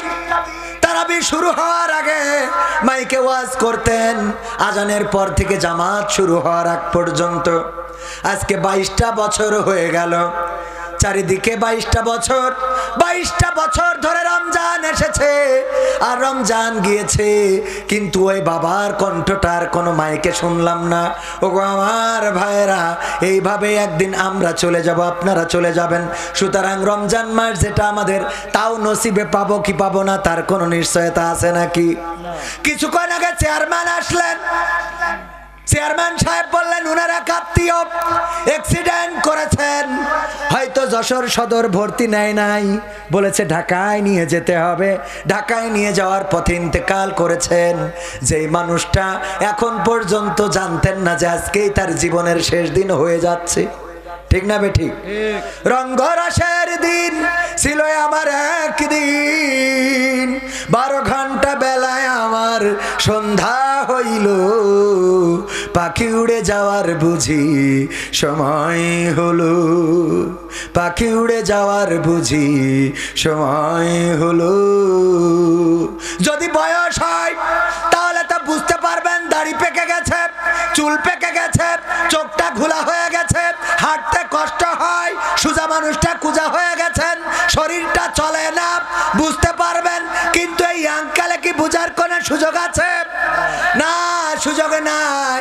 জানি না কোন দিন কোনখানে কোন বিপদে কোন মুসিবতে এই পৃথিবী ছেড়ে চলে যাওয়া লাগবে, কেউ গ্যারান্টি দিতে পারি না। সুতরাং আল্লাহর জন্য পরিবর্তন হওয়ার দরকার আছে না নাই? আমার আল্লাহ বললেন কাইফা তাকফুরুনা বিল্লাহি ওয়া কুনতুম আমওয়াতান ফাহিয়াকুম সুম্মা ইউমিতুকুম সুম্মা ইউহয়িকুম সুম্মা ইলাইহি তুরজাউন। আমার আল্লাহ বলছেন ওগো আমার বান্দারা, কোন জিনিস তোমাদেরকে আমি আল্লাহ সম্বন্ধে উদাসীন করে দিল, ভুলিয়ে দিল, অস্বীকারী বানিয়ে দিল, আমার সাথে কুফরি কেন করো? অথচ তোমাদের কোনো অস্তিত্ব ছিল না, তোমাদের কোনো প্রাণ ছিল না, তোমাদের জীবন ছিল না। আমি তোমাদের জীবন দিলাম, আবার একদিন আমি তোমাদের মৃত্যু ঘটাবো, আবার একদিন আমি তোমাদের পুনরুজ্জীবিত করব। বেলা শেষে ফিরে যাওয়া লাগবে কার কাছে? ফেরা লাগবে না? লাগবে না। আল্লাহর কাছে যদি যেতে হয়, আল্লাহর কাছে যদি দাঁড়াইতেই হয়, তাইলে প্রস্তুত হওয়ার দরকার আছে না নাই? আইয়ুহাল্লাযীনা আমানুত্তাকুল্লাহ হাক্কা তুকাতিহি ওয়া লা তামুতুন্না ইল্লা ওয়া আনতুম মুসলিমুন। আল্লাহ বলছেন ওগো ঈমানদারেরা, তোমরা একটু শুনে নাও, যারা ঈমানের দাবিদার, তোমাদেরকে বলি আল্লাহকে ভয় করো যেমন তাকে ভয় করা উচিত, আর ততক্ষণ পর্যন্ত মৃত্যুবরণ করো না যতক্ষণ পর্যন্ত না পূর্ণ মুসলমান হতে। মুসলমান শব্দের অর্থ কি বলেন? আত্মসমর্পণ করা। হাইরে মুসলমান, অনেক মুসলমান আছে কালেমা তাইয়্যিবাটা পড়তে পারে না। বললাম যে কালেমায় তয়্যিবা পড়েন তো, বলছে লা ইলাহা ইল্লা আনতা সুবহানাকা ইন্নী কুনতু মিনাজ জালিমিন। মানে ওর কাছে এত বিপদ হয়ে দাঁড়ায় আছে, ওই বাসের মধ্যে দেখবেন এই দোয়াটা বাসের মধ্যে লেখা থাকে না, থাকে না, মানে যার যেটা দরকার সে সেখানে সেটা লিখে রেখেছে। বাসের মধ্যে কোনো সিট নেই, তারপরেও হেল্পার দেখে, কয় ভাই সিট ভরা, খালি উঠাইতেই থাকে, আর ওখানে লেখা আছে নিশ্চয় আল্লাহ ধৈর্যশীলদের ভালোবাসে। মানে ওর এই আয়াতটার দরকার, নিশ্চয় আল্লাহ ধৈর্যশীলদের পছন্দ করে, এটা বাসে লেখা আছে না নাই, ওর জন্য দরকার এটা লিখেছে। আবার কিছু লোক আছে যা লিখেছে তার সাথে তার আমল নেই, যেমন বাসের পিছনে লেখা নামাজ কায়েম করুন। ওই বাসে যদি বলেন যে ভাই মাগরিবের ওয়াক্ত চলে যাচ্ছে, একটু ব্রেক দেন, নামাজ পড়িয়ে নি, কয় হুজুর এত নামাজ পড়া তোর কেন আপনার? ও আবার লিখে দিয়েছে কি নামাজ কায়েম করুন। দেখবেন টিরাকে লেখা আছে গাছ লাগান পরিবেশ বাঁচান, আর ওর টিরাকে পৃথিবীর গাছগুলো কেটে সব সাজাইয়েছে। ঠিক না বেঠে? খেয়াল করেছেন আপনারা? যত সব আর এই লেখাগুলো সব লেখে নিজেরা মানবে না, অন্যরা যেন মানে। তো এই দেখে এক বুড়ো চাচা, উনি বাসে উঠে ওনার স্ত্রীর দড়িতে কোলের মধ্যে নিয়ে বসে আছে। তো অন্য যারা ইয়াং পোলাপান ওরা দেখে ওদের লজ্জা করতেছে, বুড়ো মানুষ এই বয়সে দাঁত পড়ি গেছে, তা বুড়ির ওখানে বসায় রেখেছে কেন? তো এই দেখে আবার আমাকে সভাপতির তো বয়স হয়েছে, সভাপতি বলছে এই মুরব্বী তোমার কি কোনো আক্কেল বোধ নেই নাকি? তা বলছে কেন কি হয়েছে? কি হয়েছে মানে তুমি ওর নিয়ে কনে নিয়ে বসে রয়েছে, একটু সাইডে রাখা যাচ্ছে না? তো আমার বাসে চাচা তুমি মনে হয় লেখাপড়া ঠোড়া জানো না। বলছে কেন? বলছে বাসে কি লেখা রয়েছে ওখানে যে নিজের মাল নিজে সাবধানে রাখুন। তা আমি সাবধানে না রেখে তো তোমার কাছে ছাড়িতে দেবো নাকি? পাকামো পাইছাও। তো এই জন্য কিছু লোক অন্তত শুনে বুঝে আমল করে। যাই হোক, যে উদাহরণটা দিচ্ছিলাম যে লজ্জা যে দেব, লজ্জার আজ অবস্থা কি হয়েছে। মাহমুদুল হাসান জিহাদি মাহফিল করে যাচ্ছে, যাওয়ার পথে দেখে রাস্তার তেমাত নাই, তেমাত না তো বোঝেন, ত্রিমোহনী, তিন রাস্তার মাথায় একজন টয়লেট করতেছে। তো এর একটু লজ্জা দেওয়ার জন্য মোটরসাইকেলের হেডলাইট ঘুরাই ধরিছে, যাতে ও লজ্জা পেয়ে আজ জীবনে এই কাজ না করে। ও মোটরসাইকেলের হেডলাইট ঘুরাই ধরিস বলে ও লজ্জা পেয়ে লুঙ্গি তুলে মুখ ঢেকে চুপচাপ বসে দিয়েছে। তাহলে লজ্জা পাওয়ার সিস্টেমটা বুঝতে পারিছেন? এত লজ্জা পেয়েছে যে মুখ ঢেকে তা আল্লাহর ওলি বসে আছে যে নিচে দে যায় ও যেন উপরে কেউ না দেখতে পায়। তা আজকে অবস্থা সেইটা, বুরখা পরেছে কিন্তু ইমান আমল শেষ। ঠিক না ঠিক? মাথায় টুপি মুখে দাড়ি কিন্তু ইমান নাই। বাহ্যিক ভাবে দেখা যায় অনেক বড় পরহেজগার, আসলে পরহেজগারি তার ধারের কাছেও নাই। এরকম আছে না নাই? আজকে সব নিচে দিয়ে শেষ হয়ে যাচ্ছে। এই জন্যে আমি বলি যারা টিকটক করবি তোকে দোহাই লাগে অন্তত বুরখা পরি বুরখাটা কলুষিত করিস নি। তোরা বুরখা ছাড়াই টিকটক কর, আর তোকে দেখি যেন তোকে মা বাপ ভাই বোন চিনতে পারে, কারণ বুরখা পরি করে যাতে কেউ না চিনতে পারে। কি বুদ্ধি আছে না নাই? বুদ্ধি আছে না? এই জন্যে এই সমাজকে পরিবর্তন করতে হলে কোরআনের আইনের দরকার আছে না নাই? কোরআনের আইন যদি কায়েম হয়ে যায়, চোর চুরি করলে যেমন তার শাস্তি কবজি কেটে দিতে হবে, তেমনি যদি কেউ জেনা করে ধর্ষণ করে তার শাস্তি কি? মাজা পর্যন্ত গেড়ে দিয়ে ইট পাথর মেরে সঙ্গে সার করতে হবে। এই আইন যদি কায়েম থাকতো তাইলে লাইলাতুল ফেব্রুয়ারিতে ওই গদখালিতে এত ভিড় হইতো না। ঠিক না বেঠে? কিন্তু আমাদের সমস্যা অন্য জায়গায়। আমাদের সমস্যা হলো কোরআন পড়তে ভালো লাগে, কোরআন শুনতে ভালো লাগে, কোরআন জানতে ভালো লাগে, কোরআন মানতে ভালো লাগে। ঠিক না বেঠে? কোরআন পড়তে ভালো লাগে, কোরআন শুনতে ভালো লাগে, কোরআন জানতে ভালো লাগে, কোরআন মানতে ভালো লাগে। নামাজেতে পড়লে কোরআন মনটা শীতল হয়, কারির তেলাওয়াত শুনিলে প্রাণ জুড়িয়ে যায়। ঠিক না বেঠে? নামাজেতে পড়লে কোরআন মনটা শীতল হয়, কারির তেলাওয়াত শুনিলে প্রাণ জুড়িয়ে যায়। সেই কোরআনের ব্যাখ্যা দিলে কলিজাতে আগুন জ্বলে, সেই কোরআনের ব্যাখ্যা দিলে অন্তরেতে আগুন জ্বলে। তাও চলে কেন তা জানি না। কোরআন পড়তে ভালো লাগে, কোরআন শুনতে ভালো লাগে, কোরআন জানতে ভালো লাগে, কোরআন মানতে ভালো লাগে। কোরআন পড়ে অনেক লোকে শুরু করে দিন, তারা আবার চাই না দেশে কোরআনের আইন। আছে না নাই? কোরআন পড়ে কত লোকে শুরু করে দিন, তারা আবার চাই না দেশে কোরআনের আইন। এটা যে কেমন নীতি, তাই তো এ দুর্গতি করছে মোদের ক্ষতি কেন তা বুঝি না। কোরআন পড়তে ভালো লাগে, কোরআন শুনতে ভালো লাগে, কোরআন জানতে ভালো লাগে, কোরআন মানতে ভালো লাগে। কোরআন বুকে কোরআন বুকে চুমু খাওয়ার লোকের নাই অভাব, সেই কোরআনের বিরোধিতা আবু জাহেলের স্বভাব। এরকম আবু জাহেল আছে না? এই এলাকায় তো নাই, এনো আছে। বলে হুজুর সময়টা তো বড্ড খারাপ, আপনি তো ভাই সব জানেন, বুঝে শুনে কথা বলে ওয়াজের রীতি টানেন। উস্কানি ফুস্কানি মূলক বলবেন না কোনো কথা, এই মঞ্চে রাজনীতি ভাই করবেন না অযথা। আমরাও ভাই কোরআন জানি মানি মোটামুটি, ঝামেলাতে থাকি মাঝে মাঝে নিয়ে ভোটা ভুটি। মক্তবেতে শিখেছিলাম আলিফ বা তা সা, কোরআন হাদিস মোটেও জানি না এমন কিন্তু না।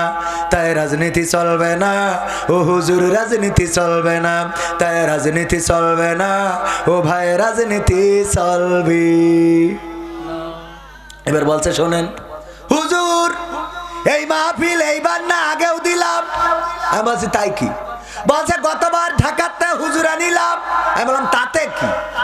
ও মুখ হুজুর ওয়াজ করিল কত মধুর সুর, কবরেতে গেলে পাবো ৭০,০০০ হুর।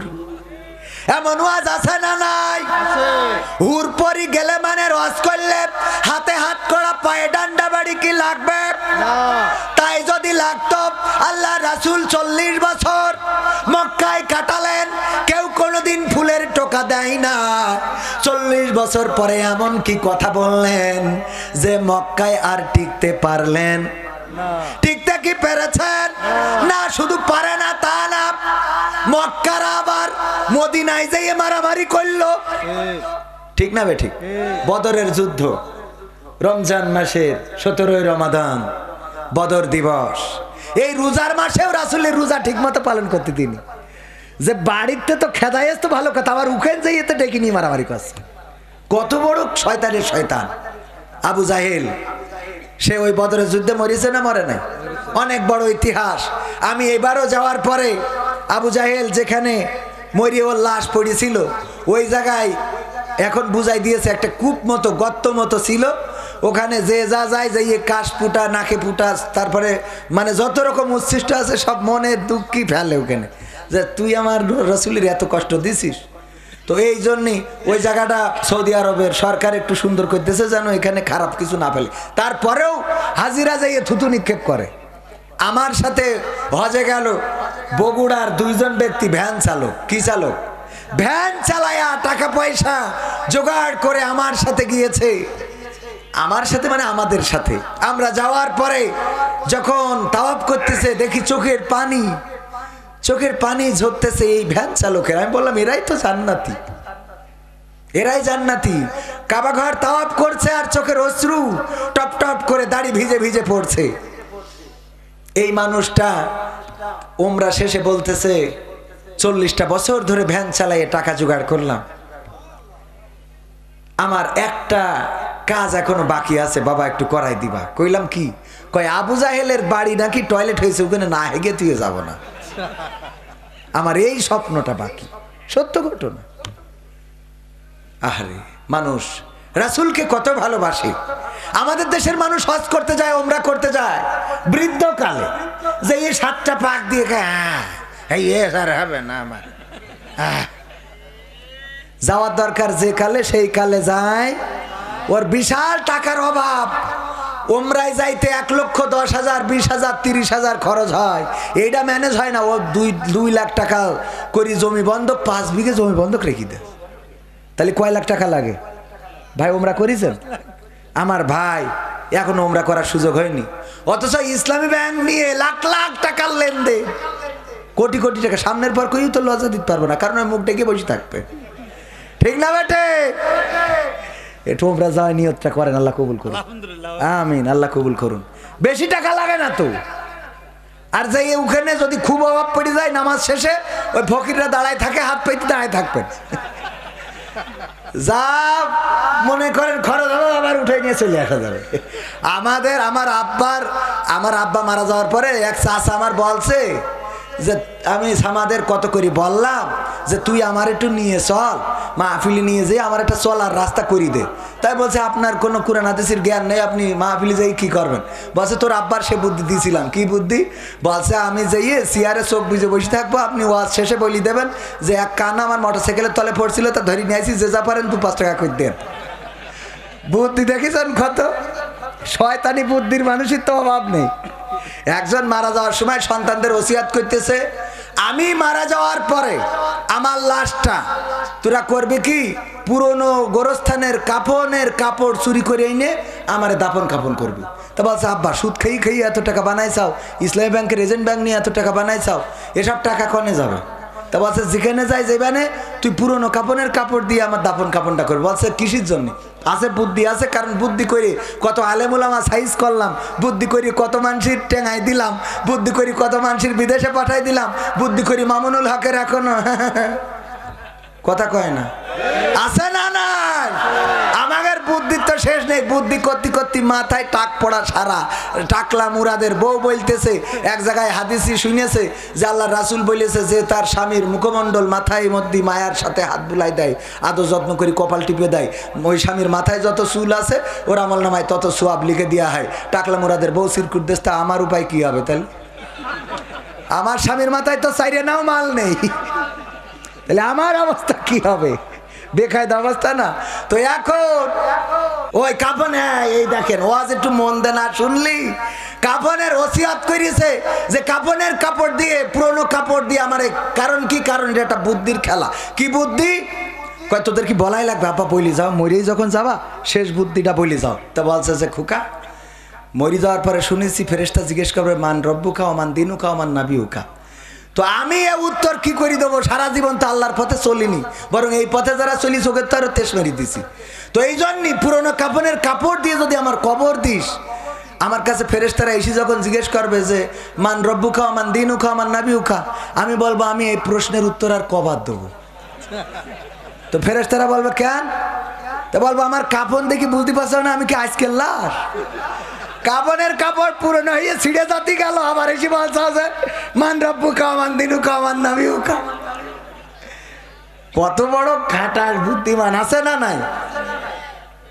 আল্লাহর রাসূলের হাদিস, বুখারী শরীফের হাদিস, আল্লাহর নবী বলছেন বনি ইসরাইলদের একজন ব্যক্তি সারাটা জীবন আল্লাহর নাফরমানি করেছে, মারা যাওয়ার সময় সন্তানদের ওসিয়ত করলো, গো সন্তানেরা আমি মারা যাওয়ার পরে আমার লাশটা পুড়াবা, তারপরে ছাই বানাবা, তারপরে যেদিন বিকট ঝড় হবে ওই ঝড়ের দিনে আমার লাশটার ছাইটা উড়াইয়ে দিবা।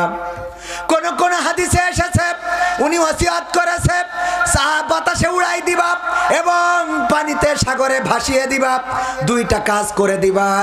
আল্লাহ রাব্বুল আলামিন এই ছাই বানানোর পরেও তারে বানাইতে পারবে না, পারবে না। আল্লাহ বললেন কোন, সাথে সাথে ফায়া কোন হয়ে গেল। আল্লাহ বললেন ওগো আমার বান্দা, তুমি এমন ওসিয়ত কেন করেছিলে? তোমার লাশটাকে পুড়ানো হবে, ছাই বানানো হবে, তারপরে উড়ানো হবে। ওই লোকটি বলল, আল্লাহ আমি সারাটা জীবন তোমার নাফরমানি করেছি, সারাটা জীবন তোমার হুকুমের বিরুদ্ধে চলেছি, তোমার গোলামি করি নাই, শয়তানের গোলামি করেছি। ওগো আল্লাহ, আমি এটা বিশ্বাস করতাম যে একদিন তুমি আমাকে ধরবা, আর ধরার পরে আমার খারাপ কাজের জন্য শাস্তি দিবা। এই কারণে তোমার ভয়ে আমি আমার সন্তানদেরকে বললাম, আমার এই লাশটা পুড়াবা, ছাই বানাবা, তারপরে উড়াইয়ে দিবা।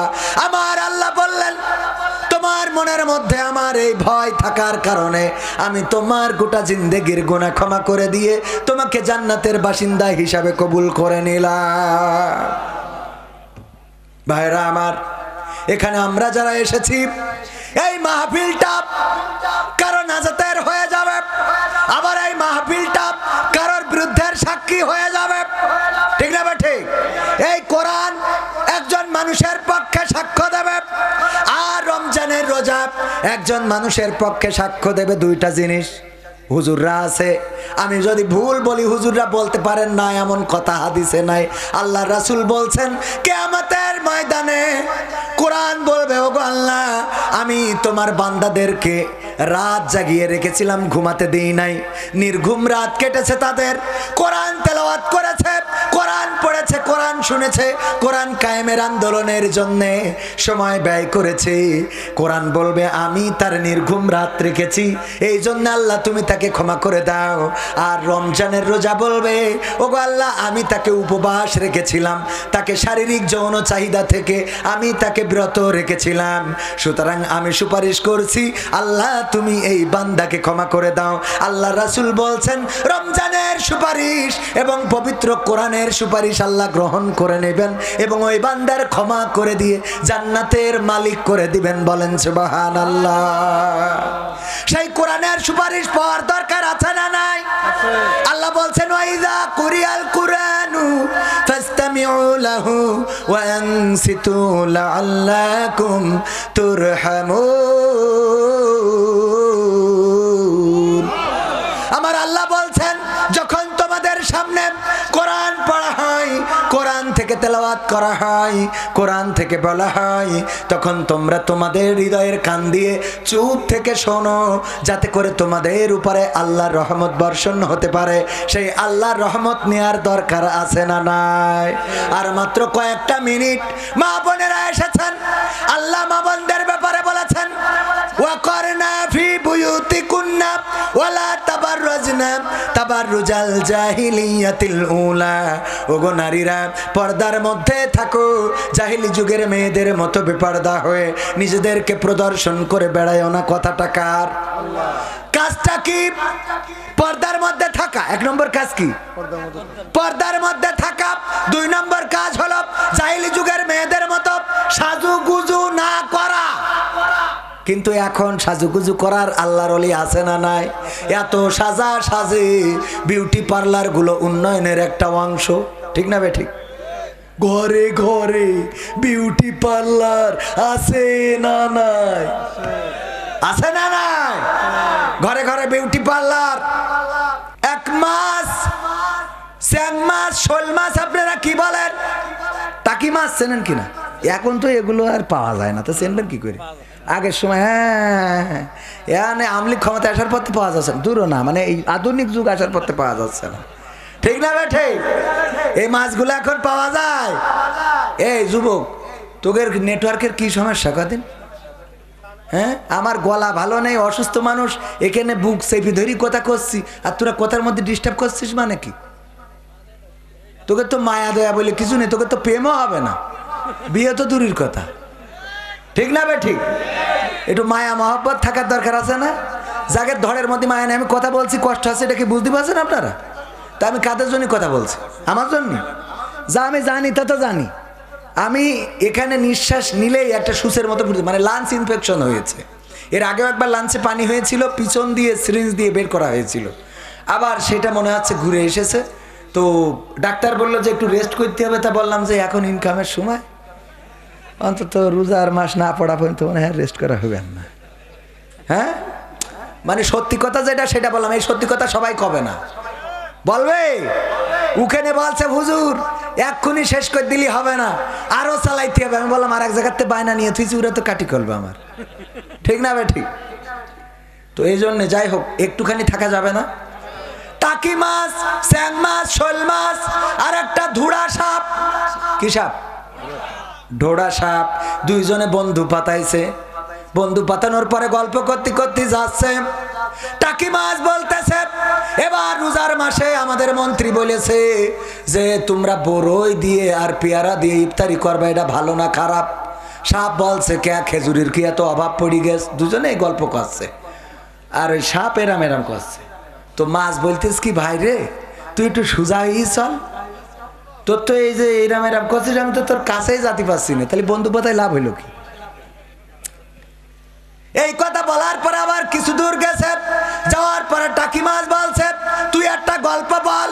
বলছে আমি কি গল্প বলবো, আমার গল্প বলার মতো তেমন কিছু নেই, তবে একটা বিষয় দেখেছি যে বাংলাদেশে আমাদের দেশে ওই যে যখনই কোনো বাস অ্যাক্সিডেন্ট করে তখন ওইটার ড্রাইভিং লাইসেন্স থাকে না, ওইটার রোড ট্যাক্স থাকে না, ওইটার কাগজপত্র থাকে না, ওইটার ফিটনেস থাকে না, আর অ্যাক্সিডেন্ট করার আগ পর্যন্ত কেউ ধরতে পারে না, ঠিক না ঠিক?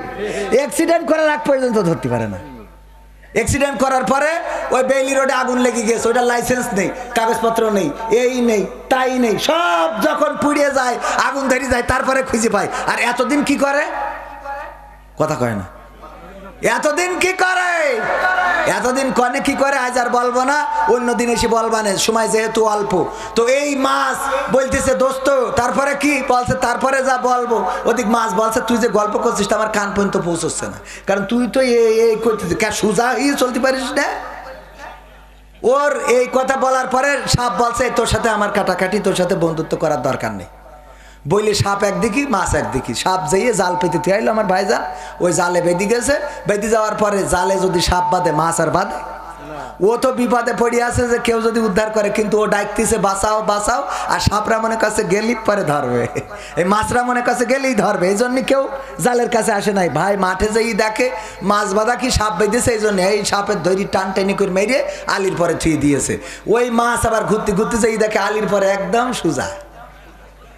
বলছে ওরে আমার দোস্ত তোর আমি একসাথে চলার সময় কত বললাম যে একটু সোজা হয়ে চল, এখন তো ঠিকই টান টেনে হয়েছিস, ঠিক না বে ঠিক? এখন তো ঠিকই টান টেনে, তাহলে এতদিন ধরে যে বললাম আমার সাথে চলার সময় একটু সোজা হয়ে চল, তা না সোজা হয়েছে না হয় নাই? আমার যুবকেরা, তরুণেরা, কিশোরেরা, মায়েরা, বোনেরা, মুসলমানেরা, হিন্দুরা, বৌদ্ধরা, খ্রিস্টানেরা সব সোজা হয়ে যায় ওই এক সময়। ওই সময় আর কারো কোনো ক্ষমতা থাকে না, ওই সময় আর কারো কোনো পাওয়ার থাকে না, কারো কোনো চেয়ার থাকে না, কারো কোনো কাপড় থাকে না, সব একাকার হয়ে যায়। ওই সময় টান টেনে সোজা হয় না, হয় না? এবার এই সোজা হওয়ার পরে শুধু সোজা হয় না, একটা উদাহরণ দিলেই বুঝবেন। একজনের বউ বিয়ে হওয়ার পরে মুখে দাড়ি থাকার কারণে ওর সাথে ঘর করবে না, এই জন্যে যাইতে চায় না শ্বশুর বাড়ি। আর যদি যায় ও আলাদা ঘরে ঘুমায় আর এ এক ঘরে ঘুমায়। এই জন্যে স্বামী আমার ভাইজানের তো দাড়ি নেই, আরে যার দাড়ি আছে মনে করেন সভাপতি সাহেব, উনি কি করেছে বউ যেন ঘরে এসে শোয়, এই জন্যে তাবিজ নীতি গেছে পীর সাহেব আটরশিতে তাবিজ এনেছে, কাজ হয় নাই। গেছে চরমনায় তাবিজ এনেছে, কাজ হয় নাই। গেছে জামাত ইসলামের নেতার কাছে তাবিজ এনেছে, কাজ হয় নাই। গেছে হেফাজতের কাছে তাবিজ এনেছে, কাজ হয় নাই। গ্রামের এক হুজুর মসজিদ ইমামতি করে, ওর বলছে যে ভাই রে বিয়ে করি বড্ড কষ্টে আছি রে। কেন? তা আমার বউ আমার ঘরে শোয় না। কেন? কয় আমার মুখী দাড়ি, এই নিয়ে ঝামেলা। তা বলছে আমি একটা তাবিজ করে দেবো। তা বলছে তা দেওয়া দিতে তাবিজ করি দেস। ও তাবিজ করে দেওয়ার পরে এইবার ওইটা বালিশের নিচে রেখেছে, ওই দিনই বউ ঘরে এসে শুয়েছে। আরে বাবা আনন্দ দেখে কিডা। সকালবেলা গোসল করি পরে চলে গেছে বাজারে, যেয়ে মাছ, শৈল মাছ, বইল মাছ, গরুর গোশ, মুরগির গোশ, হাতির গোশ, উটির গোশ, ভেড়ার গোশ, কুত্তার গোশ যা পেয়েছে গড়ে সব কিনে এনেছে। এই নিয়ে স্ত্রীর বলছে রান্না করো। তা বলছে কে? বলছে রান্ধো, আমি একজন দাওয়াত করতে আসি। বলছে কার দাওয়াত করেছ, এত বাজার করেছ কার জন্য? বলছে রান্ধব, আসলে বুঝতে পারবা। কয় না, আগে বলতে হবে কাদের জন্য এত বাজার, এত কেন রান্না করা লাগবে? কয় কারোর জন্য না, আমার গ্রামের ইমাম সাহেবের জন্য। গ্রামের ইমামকে কেউ এত পদের রান্না করে খাওয়ায় নাকি? বাইরেতে কবির বিন সামাদ আসলেও এক কথা ছিল, বলছে না খাওয়াবো, কারণ আছে। কি কারণ? কারণ আছে, তুমি আগে রান্ধো তারপরে বলবো। মেয়েরা একটু বেকা হাড়ের তৈরি, ওরা একটু বেকা স্বভাবের, কয় না বললে রানবো না, রান্না করবো না। বলছে দেখো, আমি যে হুজুরির কাছ থেকে তাবিজ করে এনেছি, আনার পরে তুমি আজকে যে হুজুরির তাবিজের বরকতে আমার ঘরে এসে শুইছাও, আমার কলিজাটা ভরে দিছাও, আজকে সেই হুজুরির দাওয়াত করে আজকে খাওয়াবো, এই জন্যে এত বাজার। বলছে এই ঘটনা? বলছে এই ঘটনা। শুধু তাই না, কেন দাওয়াত করেছি? আমি আট্রসি গেলাম, ফুরফুরা গেলাম, সরবনায় গেলাম, জামাতে গেলাম, হেফাজতে গেলাম, কত হুজুর মৌলবী মাওলানার কাছে গেলাম, কত তাবিজ পানি পড়া নিয়ে আসলাম, কাজ হয় নাই। আর গ্রামের ইমাম সাহেবের তাবিজ আনলাম, আর তুমি আমার ঘরে শুইছাও। এরপরেও তুমি কি মনে করো না যে হুজুরির দাওয়াত করে খাওয়ানোর দরকার আছে? কয় আমি হুজুরির তাবিজি আইছি, এটা তোমার বলিস কিটা? কয় বলিস কিটা? তুমি তো গত রাত্রি এসে শুইছাও মাঝরাতি, আমি নিজে পুরো মান। ওরে না, গতকালকে আমি যেই ঘরে শুই, ওই ঘরে সিং কেটে চোর ঢুকেছে।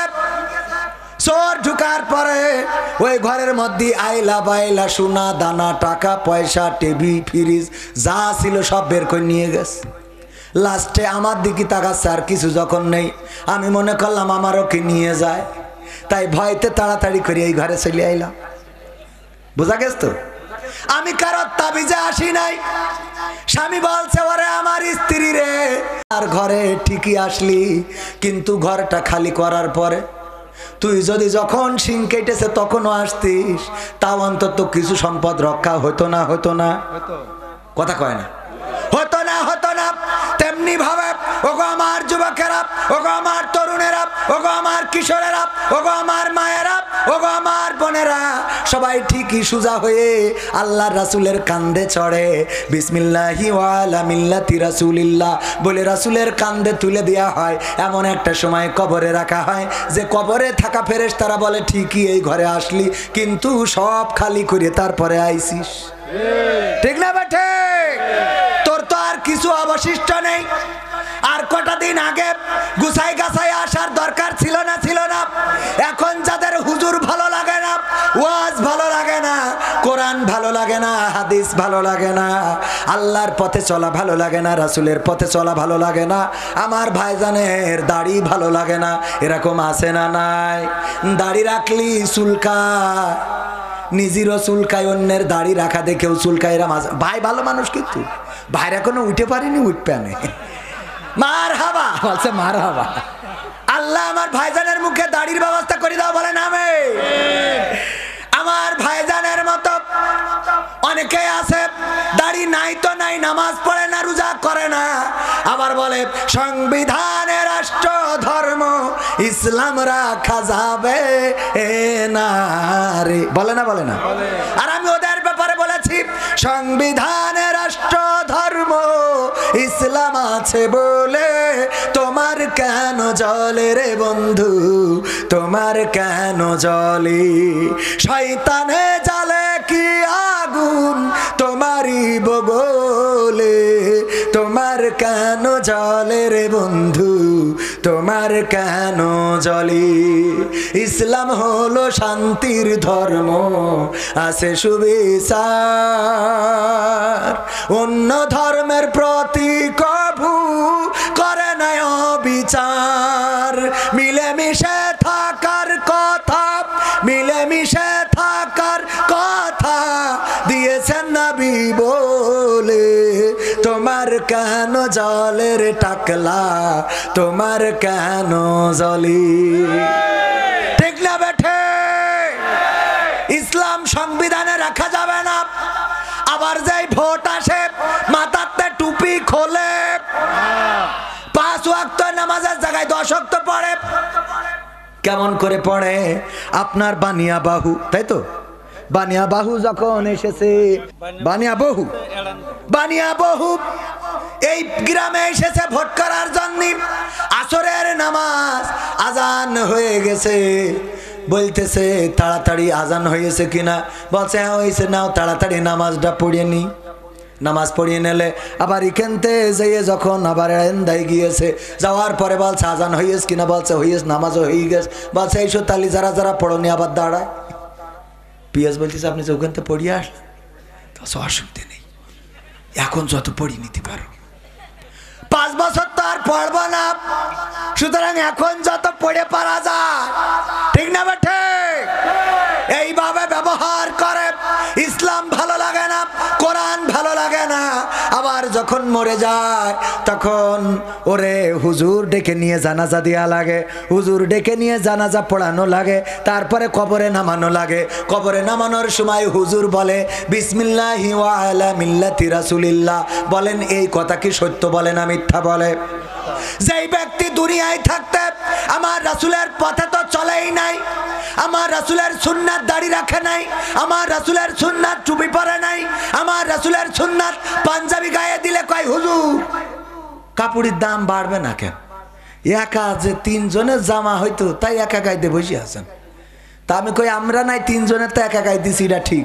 তা তোমাদের ওই নায়িকারা যে একটুক একটুক পরে ওসব কাপড়গুলো কনে যাবে, ঠিক না বেটে? ওরা যে একটুক একটুক পরে ও কাপড়গুলো তো আমরা কভার করতেছি, তা না হলে তো দেশ তো বেকায়দা দেউলিয়া হয়ে যেত, ঠিক না বেটে? ওরা ছোট ছোট পরে, ওতে খুব ভাল লাগে, হাঁকি থাকে। পাকামো আছে না নাই? আর আমরা জুব্বা পড়লে আরে বাবা মিজাজের মুখের মধ্যে মানে কুত্তায় মুতিতে তাকানোর কায়দা নেই। টুপি পরে একজন গেলেই ওনার মানে হাও মাও শুরু করে দেয়, হুজুর এসলো কেন, হুজুর এসলো তোমার উড়োই দেওয়ার জন্য। পাকামো কোথাকার। এক কলেজের টিচার ধরা পড়িয়েছে, সাথে পিস্তল নিয়ে তো স্কুলে যায়, স্কুল না কলেজের, দেখেছেন না আপনারা? ওর বাড়ি সার্চ করিয়ে খুনটা খুদায় মানে অস্ত্র মারামারি করার, আমরা ওসব নামও জানি না। চাইনিজ কুরুল, তারপরে থাইল্যান্ডি কুরুল, ইংল্যান্ডের কুরুল, আমেরিকার কুরুল, লন্ডনি কুরুল, এসব অনেকগুলো পাওয়া গেছে। ওইগুলো যদি কোনো দাড়িওয়ালা টুপিওয়ালার কাছে পাওয়া যেত, শোনেন আপনার কিন্তু আমি আপনার নিয়ে আমার কোনো ওয়াজ নেই, না না না, আপনি মন খারাপ করেন, আপনার এখনো উঠে পারিনি, ওট পেয়ে আল্লাহ কবুল করলেন, আল্লাহ কবুল করুন, বলেন আমিন। আমার ভাই, কলিজার ভাই, ও আপনার চাচা, চাচার অবস্থা খারাপ গো, চাচার তো এখনো সবাই ভাই বলে। ও আমার ভাইরা, এরপরে যখন মারা যায়, যাওয়ার পরে যারা বিসমিল্লাহি ওয়া আলা মিল্লাতি রাসূলিল্লাহ বলে, ওটা মিথ্যে কথা, ওটা বলা যাবে না। কেন মিথ্যে কথা? আমি উদাহরণ দিতে যাই বলি, আমার সভাপতির বললাম, সভাপতি সাহেব একটা গরু কি পুষানি দেওয়া যায়? পুষানি বোঝেন আপনারা? আমি বললাম একটা গরু কি পুষানি দেওয়া যায়? ওনার অনেকগুলো গরু আছে। তা বলছে গরু পুষানি নিবা, তুমি তো ওয়াজ করি বেড়াও, গরুর খাওয়াবা কখন? তাই আমি বলছে আমার ছেলে বড় হয়েছে, ও খাওয়াবে না। বলছে তোমার তো ঘাস কাটার লোক নেই। আমি বলছি আমার ছেলে ও কেটে ইনবে না। তা বলছে তোমার তো খোল কেনার টাকা নেই। আমি বলছি ওয়াজ করি যা পাই তাতে হইবে না। বলছে তোমার তো ভালো গোয়েল নেই। তাই আমি বলছি ওই যে খুঁটি লাগাই দিয়ে ভালো করে আমি সেই দেবানে, অ্যাসবেস্টাস পাওয়া যায় বাজারে, সেই দেবানে। তা বলছে তোমার তো মশারি নেই। আমি বলছি বাবা কয়েল ধরাই দিবা না। বলছে তুমি পুষতে পারবা না। তার মানে কি? দেবে না। এখন হঠাৎ করে উত্তর গগনে মেঘ হয়েছে, কালো মেঘ, দুমদাম করি কটা দাম করি পড়িয়েছে, একটা ওনার গইলির পরে পড়িয়েছে। পড়ার পরে সকালবেলা ডাকছে কবির বিন সামাদ, আমি বলছি আমার ডাক তা তুমি ছাড়া কিটা? শোনো গরু চাইলে নিবা নাই? তা আমার দিল্লি তো ভালো হয়, আমার বাচ্চা দুধ পাচ্ছে না, তো একটু ভালো হয়, গাই গরু দেবেন একটা? তা বলছে দেবো, লোকজনটাকে নিয়ে আসো, নিয়ে যাও, গইলে আছে। তা আমি বলছি লোকজন লাগবে কেন? আপনিও দাড়িওয়ালা, আমিও দাড়িওয়ালা, আপনিও টুপিওয়ালা, আমিও টুপিওয়ালা, হয়তো আপনি জামাত ইসলাম করেন, আমি চরমনাই করি, তো অসুবিধা নেই, একই তো রাস্তা, একটু মত পার্থক্য সামান্য, তো মিলমিশ করে নিলে এবার বাসুর একটা হলে আমার একটা আপনার। তা বলছে একা পারবা না? আমি বলছি একটা গরুর সাথে পারবে না? কি মনে করেন আপনি? বলছে দেখো গইলি আছে, পারো কিনা? যাই দেখি গইলি 4 হাত পায় একদিকে, তারপরে লেজের দিকে তাকায় দেখি নেটওয়ার্ক নেই, মানে মাসি বসছে তার তাড়াচ্ছে না, মানে গরু তো দেখতে পায় না, ওর নেটওয়ার্কে কাজ করে, ও বাড়ি দেয়, তো নেটওয়ার্ক পাচ্ছে না, মানে টাওয়ার শেষ। নাকে একটু হাত দিয়ে দেখলাম না, ফুসফুসেও আপ ডাউন বন্ধ করে দিস। আমি আস্তে করে এসে বলছি সভাপতি গরু কি মরি গেছ নাই? তা বলছে মরি গেছ বলেই তো তোমার ডাকছি, জ্যান্ত গরু তোমার পুষানি দেবো ভাবলে কি করে? ও গরুটা একটু পায়ে দড়ি বেঁধে বাস ঢুকাইয়ে খড় বাগানে দিয়ে আসতে হবে। তা বলছে আপনি আমার ফাঁসি দেন, আমার ফাঁসি দেন, তারপরে ওই মরা গরু কান্দে তুলবো। বেঁচে থাকতে বললাম গরু দেন, কত কাহিনী। ওরে বাবা খাওয়াতে পারবা না, ঘাস নেই, টাকা নেই, খোল নেই, ভুসি নেই। আর মরে যাওয়ার পরে বলেন লোক ডেকে আনো, তারপরে তার খড় বাগানে নিয়ে যাও, না নিয়ে যাব না। তেমনি ভাবে এখন অনেকেই আছে কোরআনের পথে ডাকলি ওর টাইম নেই, দাড়ি রাখতে বললি রাখে না, নামাজ পড়তে বললি যাই না, কোরআন শিখতে বললি শেখে না, হাদিস মানতে বললি মানে না। জিহাদ ইসলামী আন্দোলন এর তো ধারের কাছে নেই। আর মরি যাওয়ার পরে বলে হুজুর গো ও গো আসেন আমার এই লাশটা একটু পার করে দেন। কথা কি বোঝা গেছে? এখন ওই মরা লাশ কি আর কান্দে তোলা যাবে? আমার রাসূল কি কান্দে নেবে? এই জন্যে যারা বোঝে তারা যে কবরে যে বলে না বিসমিল্লাহি ওয়া আলা মিল্লাতি রাসূলিল্লাহ, ওরা করে কি? ওরা আগে দেখে যে এ কোন পন্থী, যদি দেখে যে ও ভারতপন্থী তাইলে বলে বিসমিল্লাহি ওয়া আলা মিল্লাতি নরেন্দ্র মোদী, বিসমিল্লাহি ওয়া আলা আমেরিকা পন্থী হলি বিসমিল্লাহি ওয়া আলা মিল্লাতি বাইডেন, আর রাশিয়া পন্থী হলি বিসমিল্লাহি ওয়া আলা মিল্লাতি পুতিন, যদি মিশর পন্থী হয় বিসমিল্লাহি ওয়া আলা মিল্লাতি আব্দুল ফাত্তাহ আল সিসি, যদি মায়ানমার পন্থী হয় বিসমিল্লাহি ওয়া আলা মিল্লাতি ওং সাং সুচি। আর অন্য মানুষের নাম করলি কাটি খুলি দেবে, দরকার নেই। ঠিক আছে না বাজান? রাত অনেক হয়ে গেছে, 12টা ছাড়াই গেছে। 12টার মধ্যে শেষ করতে চাইছিলাম, অনেক কষ্ট করে আপনাদের নিয়ে কথা বললাম। মা বোনদের ব্যাপারে কথা বলতে যাচ্ছিলাম। 3টা কাজ। কয়টা কাজ? একটা হলো পর্দার মধ্যে থাকতে হবে, 2 নম্বর হলো সাজুগুজু করা যাবে না, আর 3 নম্বর হলো প্রদর্শন করে বেড়ানো যাবে। এই কাজ দিয়েছেন কে? আল্লাহ দিয়েছেন। সেই কাজ বাদ দিয়ে থুয়ে এখন পর্দার মধ্যে তো এই মুনাজাতটা নিয়ে যান, অন্তত মুনাজাতটা নিয়ে যান, আমরা মুনাজাত করে চলে যাই। একটু সবাই দুরূদ ইব্রাহিম পড়েন। আল্লাহুম্মা সাল্লি আলা মুহাম্মাদি ওয়া আলা আলি মুহাম্মাদ কামা সাল্লাইতা আলা ইব্রাহিম ওয়া আলা আলি ইব্রাহিম ইন্নাকা হামিদুম মাজিদ। আল্লাহুম্মা বারিক আলা মুহাম্মাদি ওয়া আলা আলি মুহাম্মাদ কামা বারাকতা আলা ইব্রাহিম ওয়া আলা আলি ইব্রাহিম ইন্নাকা হামিদুম মাজিদ। আমার উস্তাদ খানিক আগেও বলছিলেন, অ্যাডভোকেট গাজী এনামুল হক বলছে তুমি শর্টকাটে মাহফিল শেষ করবা। আমি বললাম আমি একদম অল্প করে করলেও তাও 2.5 ঘন্টা হয়ে যায়। তা বলছে আল্লাহ রাসূল জীবনে সবচেয়ে লম্বা ভাষণ দিয়েছিলেন বিদায় হজের ভাষণ, আর সেই ভাষণটা কত মিনিট ছিল বলো তো? তা আমি বললাম 27 মিনিট। তা বলছে হয় নাই, আসলে হয় নাই, আমার ভুল হয়েছে। তো আমি বললাম উস্তাদ আপনি বলে দেন। অ্যাডভোকেট গাজী এনামুল হক বললেন 16 মিনিট। কয় মিনিট? 16 মিনিট। আল্লাহ রাসূল সাল্লাল্লাহু আলাইহি সাল্লাম লম্বা ভাষণ দিয়েছিলেন, সেটা ছিল কত মিনিট? 16 মিনিট। আর আমরা আপনি দেখেন যে 10টা 10-এ এসেছি, এখন 12টা 5 বাজে, মুনাজাত করতে করতে 12টা 15 বেজে যাবে না? 2 ঘন্টা কথা বললাম। আমার হাসান আল মামুন লাল ভাই তো আগে স্টেজ সাইডে থুয়ে চলে গেছে আমি আসার আগে। তাহলে আমি কি আপনাদের হক আদায় করেছি না করি নাই? আমি হক আদায় করেছি। এখন যদি আমি আপনাদের কাছে আরেকটুখানি দাবি জানাই, আপনারা রাখবেন? রাখবেন? এই যুবকদের জন্য পকেটের মধ্যে যা বিড়ি খাওয়ার টাকা মাকা আছে আর একবার একটু ঝাড়া মেরে দেবো, দেবো, দেবো, দেবো। প্যাকেট নিয়ে যাচ্ছে, হ্যাঁ? লাগবে না? লাগবে না? লাগবে না। আমার পক্ষ থেকে 10 ব্যাগ সিমেন্ট। আপনার পক্ষ থেকে 10 ব্যাগ সিমেন্ট কোনে? মসজিদের জন্য। আমার বড় ভাই ইসলামী ব্যাংকের প্রোপাইটার কোন বাজারে যান? গোয়ালদার বাজারে। গোয়ালদার। আমি আবার ঠিক মতো আসতে পারি না, তো আমার ওই ইনচার্জে ও আসে, আমি ঠিক মতো আসতে পারি। ভাইজান 10 ব্যাগ সিমেন্ট দিলেন, কয় ব্যাগ? মসজিদের জন্য আল্লাহ কবুল করুন, বলেন আমিন। আর আমি আজকেই দেখলাম জীবনে কোনো এক মাহফিলে টাকা চাচ্ছি, তা বলছে টাকা লাগবে না। আর অধিকাংশ মাহফিলে টাকা তুলে কইল যে ভরি দেওয়ার পরেও 6 লাখ টাকা এক জায়গায় কালেকশন হয়ে গেছে, তারপরে বলছে হুজুর এই যে আমাদের কালেকশন মন মতো হইল না। তারপর তোকের মন ওই রাসূলের ওই কথা, ওই ফুরাত নদীর সেই শোনা হয়ে যাবে, তা তোকের মন ভরানো সম্ভব না।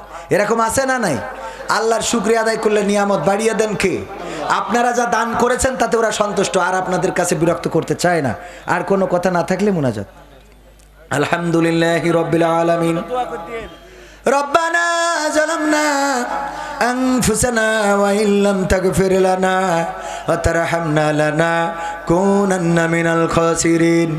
রব্বানা আতিনা ফিদ দুনিয়া হাসানাতাও ওয়া ফিল আখিরাতি হাসানা ওয়া কিনা আযাবান নার। ও আল্লাহ, গভীর রাত, এই গভীর রাতে তোমার বান্দাদের নিয়ে বসে আছি। তোমার বান্দারা কোরআন শোনায় এতটাই মগ্ন হয়ে পড়েছি। আরো যদি ঘন্টার পরে ঘন্টা বলা হতো তাও তোমার বান্দারা বসে থাকতো। আল্লাহ, তোমার যে বান্দারা রমজান আগত এই সময়ে কোরআনের মাহফিলে এসে বসেছি, আল্লাহ তুমি সকলকে তোমার শাহী দরবারে কবুল করে নাও। ওগো আল্লাহ, তুমি সকলের জীবনের গুনাহগুলো ক্ষমা করে দাও। জেনে গুনাহ করেছি, না জেনে গুনাহ করেছি, বুঝে গুনাহ করেছি, না বুঝে গুনাহ করেছি। আমাদের জীবনে এমন অনেক গুনাহ আছে যেই গুনাহর খবর যদি মা জানতো ভাত রান্না করে খাওয়াতো না, যদি বাবা জানতো বাড়িতে ঢুকতে দিত না, যদি গ্রামের বন্ধুরা জানতো বন্ধুত্ব রাখতো না, মেম্বার চেয়ারম্যান জানলে বিচার সালিশ বসাতো, স্ত্রী জানলে সংসার করতো না। আবার মা বোনদের মধ্যে এমন অনেকেই আছে, এমন অনেক গুনাহ আছে যদি স্বামী জেনে ফেলতো এমন স্ত্রীর সাথে একটা রাতও কাটাতো না। এমন অনেক গুনাহ আছে পৃথিবীর কেউ জানে না, পৃথিবীর কেউ দেখে নাই। দিনের আলোতে রাতের অন্ধকারে, বনে জঙ্গলে ফাঁকা প্রান্তরে, ছাদের নিচে কিংবা ছাদের উপরে যত গুনাহ করলাম আল্লাহ পৃথিবীর কেউ না দেখলেও তুমি দেখেছো। এমন গুনাহগুলো তুমি তোমার গফুর গফফার নামের ওসিলায় ক্ষমা করে দাও। ওগো আল্লাহ, তোমার কাছে হাত তুললেই মনে পড়ে যায় জনম দুঃখিনী মায়ের কথা। মা জননী যাদের নাই, চিরজনমের মতো বিদায় নিয়ে চলে গেল, আল্লাহর কোনো দিন ফিরে আসবে না। যেই মা যখন বিছানা ভিজিয়ে দিতাম মা রাগ করে কোনোদিন খাট থেকে ফেলে দেয় নাই, যখন কম্বল ভিজিয়েছি মা রাগ করে আগলা রাখে নাই, বরং ভিজে জায়গাগুলোতে মা থেকেছে আর শুকনা জায়গায় আমাদের রেখেছে। এই মা যাদের চিরজনমের মতো বিদায় নিয়ে চলে গেল, আল্লাহ ওই মায়ের কবরকে জান্নাতের বাগান বানায়া দাও। ওগো আল্লাহ, যাদের বাবা নাই, বাবা এমন একজন বটের ছায়ার মতন, যখন কেউ পাশে থাকে না তখন থাকে বাবা, যখন কেউ খবর রাখে না তখন খবর রাখে বাবা, যখন কেউ আপন থাকে না তখন আপন থাকে বাবা। মাথার ঘাম পায়ে ফেলেছে, দিনের পর দিন কষ্ট করেছে, রিক্সা চালিয়েছে, ভ্যান চালিয়েছে, কত মানুষের কত গালমন্দ সহ্য করেছে, কত মানুষের কত লাথি ঝাঁটা, কত মানুষের কত অপমান সহ্য করেছে। তারপরে আমাদের মুখে দুইটা হাত তুলে দিয়েছে। ঈদের দিন নতুন জামা সবার জন্য কিনে দিয়ে এক পাশে দাঁড়িয়ে থাকে বাবা, সবার গায়ে নতুন জামা, ছেলে পরেছে, মেয়ে পরেছে, স্ত্রী পরেছে, বাবার গায়ে প্রথম জামাটা। যখন জিজ্ঞাসা করা হয় বাবা সবার জন্য কিনেছ, তোমার জন্য কেন নাই কেন? বাবা ডাক দিয়ে বলে, বাবারা এবার আমার হাতের অবস্থা ভালো না, তোমাদের জন্য কিনেছি, আগামী ঈদে আমি আমার জন্য কিনে নেব। আবার যখন ঈদ আসে তখন আবারও একই কাজ করে। এমন বাবা যাদের চিরজনমের মতো বিদায় নিয়ে চলে গেল, আল্লাহ বাবার কবরকে জান্নাতের বাগান বানায়া দাও। ওগো আল্লাহ, এই গ্রামে যত কবরবাসী ঘুমানো সকল কবরকে মাফ করে দাও। এই গ্রামের সকল মানুষদেরকে কবুল করে নাও, আমার যুবকদেরকে কবুল করে নাও, আমার ছাত্রদেরকে কবুল করে নাও, আমার মাহফিলের সভাপতিকে কবুল করে নাও, প্রধান অতিথি বিশেষ অতিথি সবাইকে কবুল করে নাও। ওগো আল্লাহ, যুবকরা যে আয়োজন করেছে এই আয়োজন কিয়ামত পর্যন্ত যেন করতে পারে, এই মাহফিলটা কিয়ামত পর্যন্ত ধারাবাহিকতা রাখার তৌফিক দান করে দাও। আল্লাহ, যুবকদের মধ্যে যাদের কর্ম নাই চাকরির ব্যবস্থা করে দাও, আইন কামে বরকত দান করে দাও। আল্লাহ, পর্দার অন্তরালে যত মা বোনেরা হাত তুলেছে মা বোনদেরকে কবুল করে নাও। আল্লাহ, অনেক মা বোন আছে অসুস্থ, স্বামীর সংসারের কথা চিন্তা করে নিজের অসুস্থতার কথা বলে না। এমন যারা আছে আল্লাহ মা বোনদের অসুস্থতা থেকে সুস্থতা দান করে দাও। আল্লাহ মা বোনদের যাদের মা নাই বাবা নাই, বিয়ের দিন মা বাবা কত কেঁদে কেঁদে জামাইয়ের হাতে মেয়েটা তুলে দিয়েছিল, যেন মেয়েটা মারা গেল এমন একটা বিদায় দিয়ে দিল। এই মা বাবা যাদের চিরজনমের মতো বিদায় নিয়ে অন্ধকার কবরে চলে গেছে, আল্লাহ কবরগুলো জান্নাতের বাগান বানায়া দাও। ওগো আল্লাহ, গোয়ালা বাজারে আমার বড় ভাইয়ের ইসলামী ব্যাংকের এজেন্ট ব্যাংক রয়েছে, আল্লাহ তুমি বরকত দান করে দাও। আল্লাহ ইসলামী ব্যাংকের সাথে যেন মুসলমানেরা লেনদেন করতে পারে তৌফিক দান করে দাও। আল্লাহ ইসলামী ব্যাংকের বিরুদ্ধে যত ষড়যন্ত্র আছে দূর করে দাও।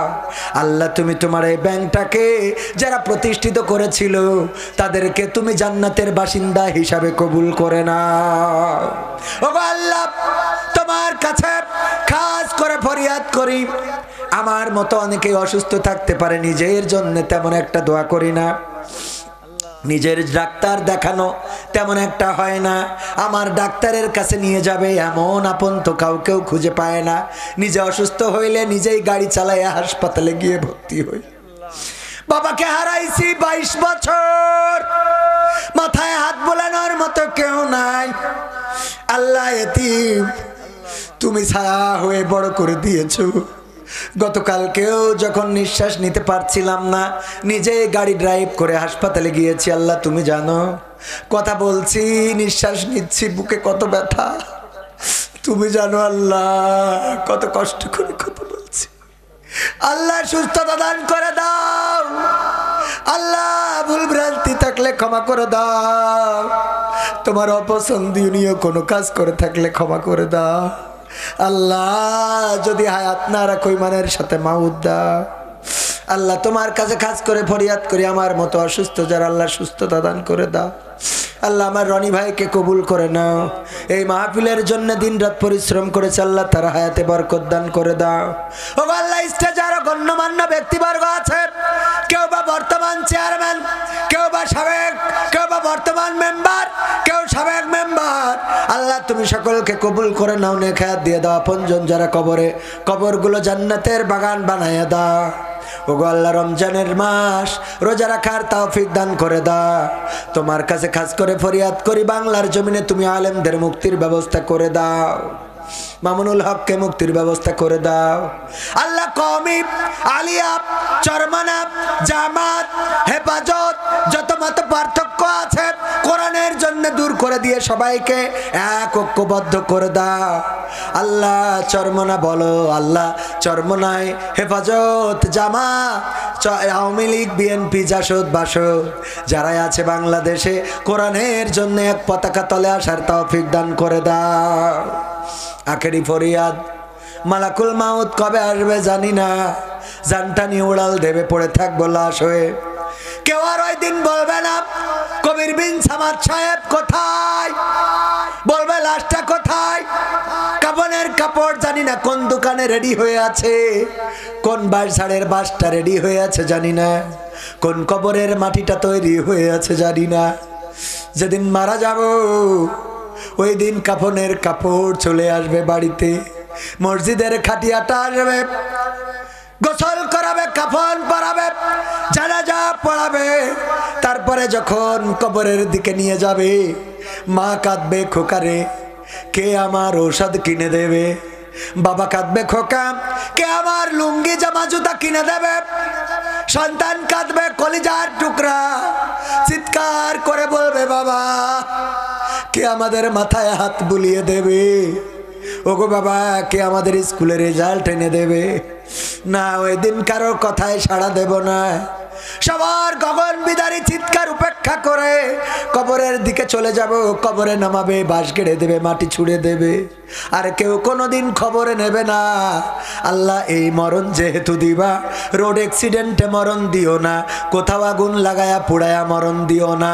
ওগো আল্লাহ তুমি পানিতে ডুবায়া মরণ দিও না। আল্লাহ তুমি হার্ট স্ট্রোকে মরণ দিও না। মরণ যখন দিবা গো আল্লাহ, কোরআন কায়েমের আন্দোলনে থেকে যেন বুকের রক্ত দিয়ে শহীদ হইতে পারি সেই তৌফিক দান করে দাও। আর মরণকালে আমাদের সবার জবানে জারি করে দিও আখেরি কালেমা লা ইলাহা ইল্লাল্লাহু মুহাম্মাদুর রাসূলুল্লাহ।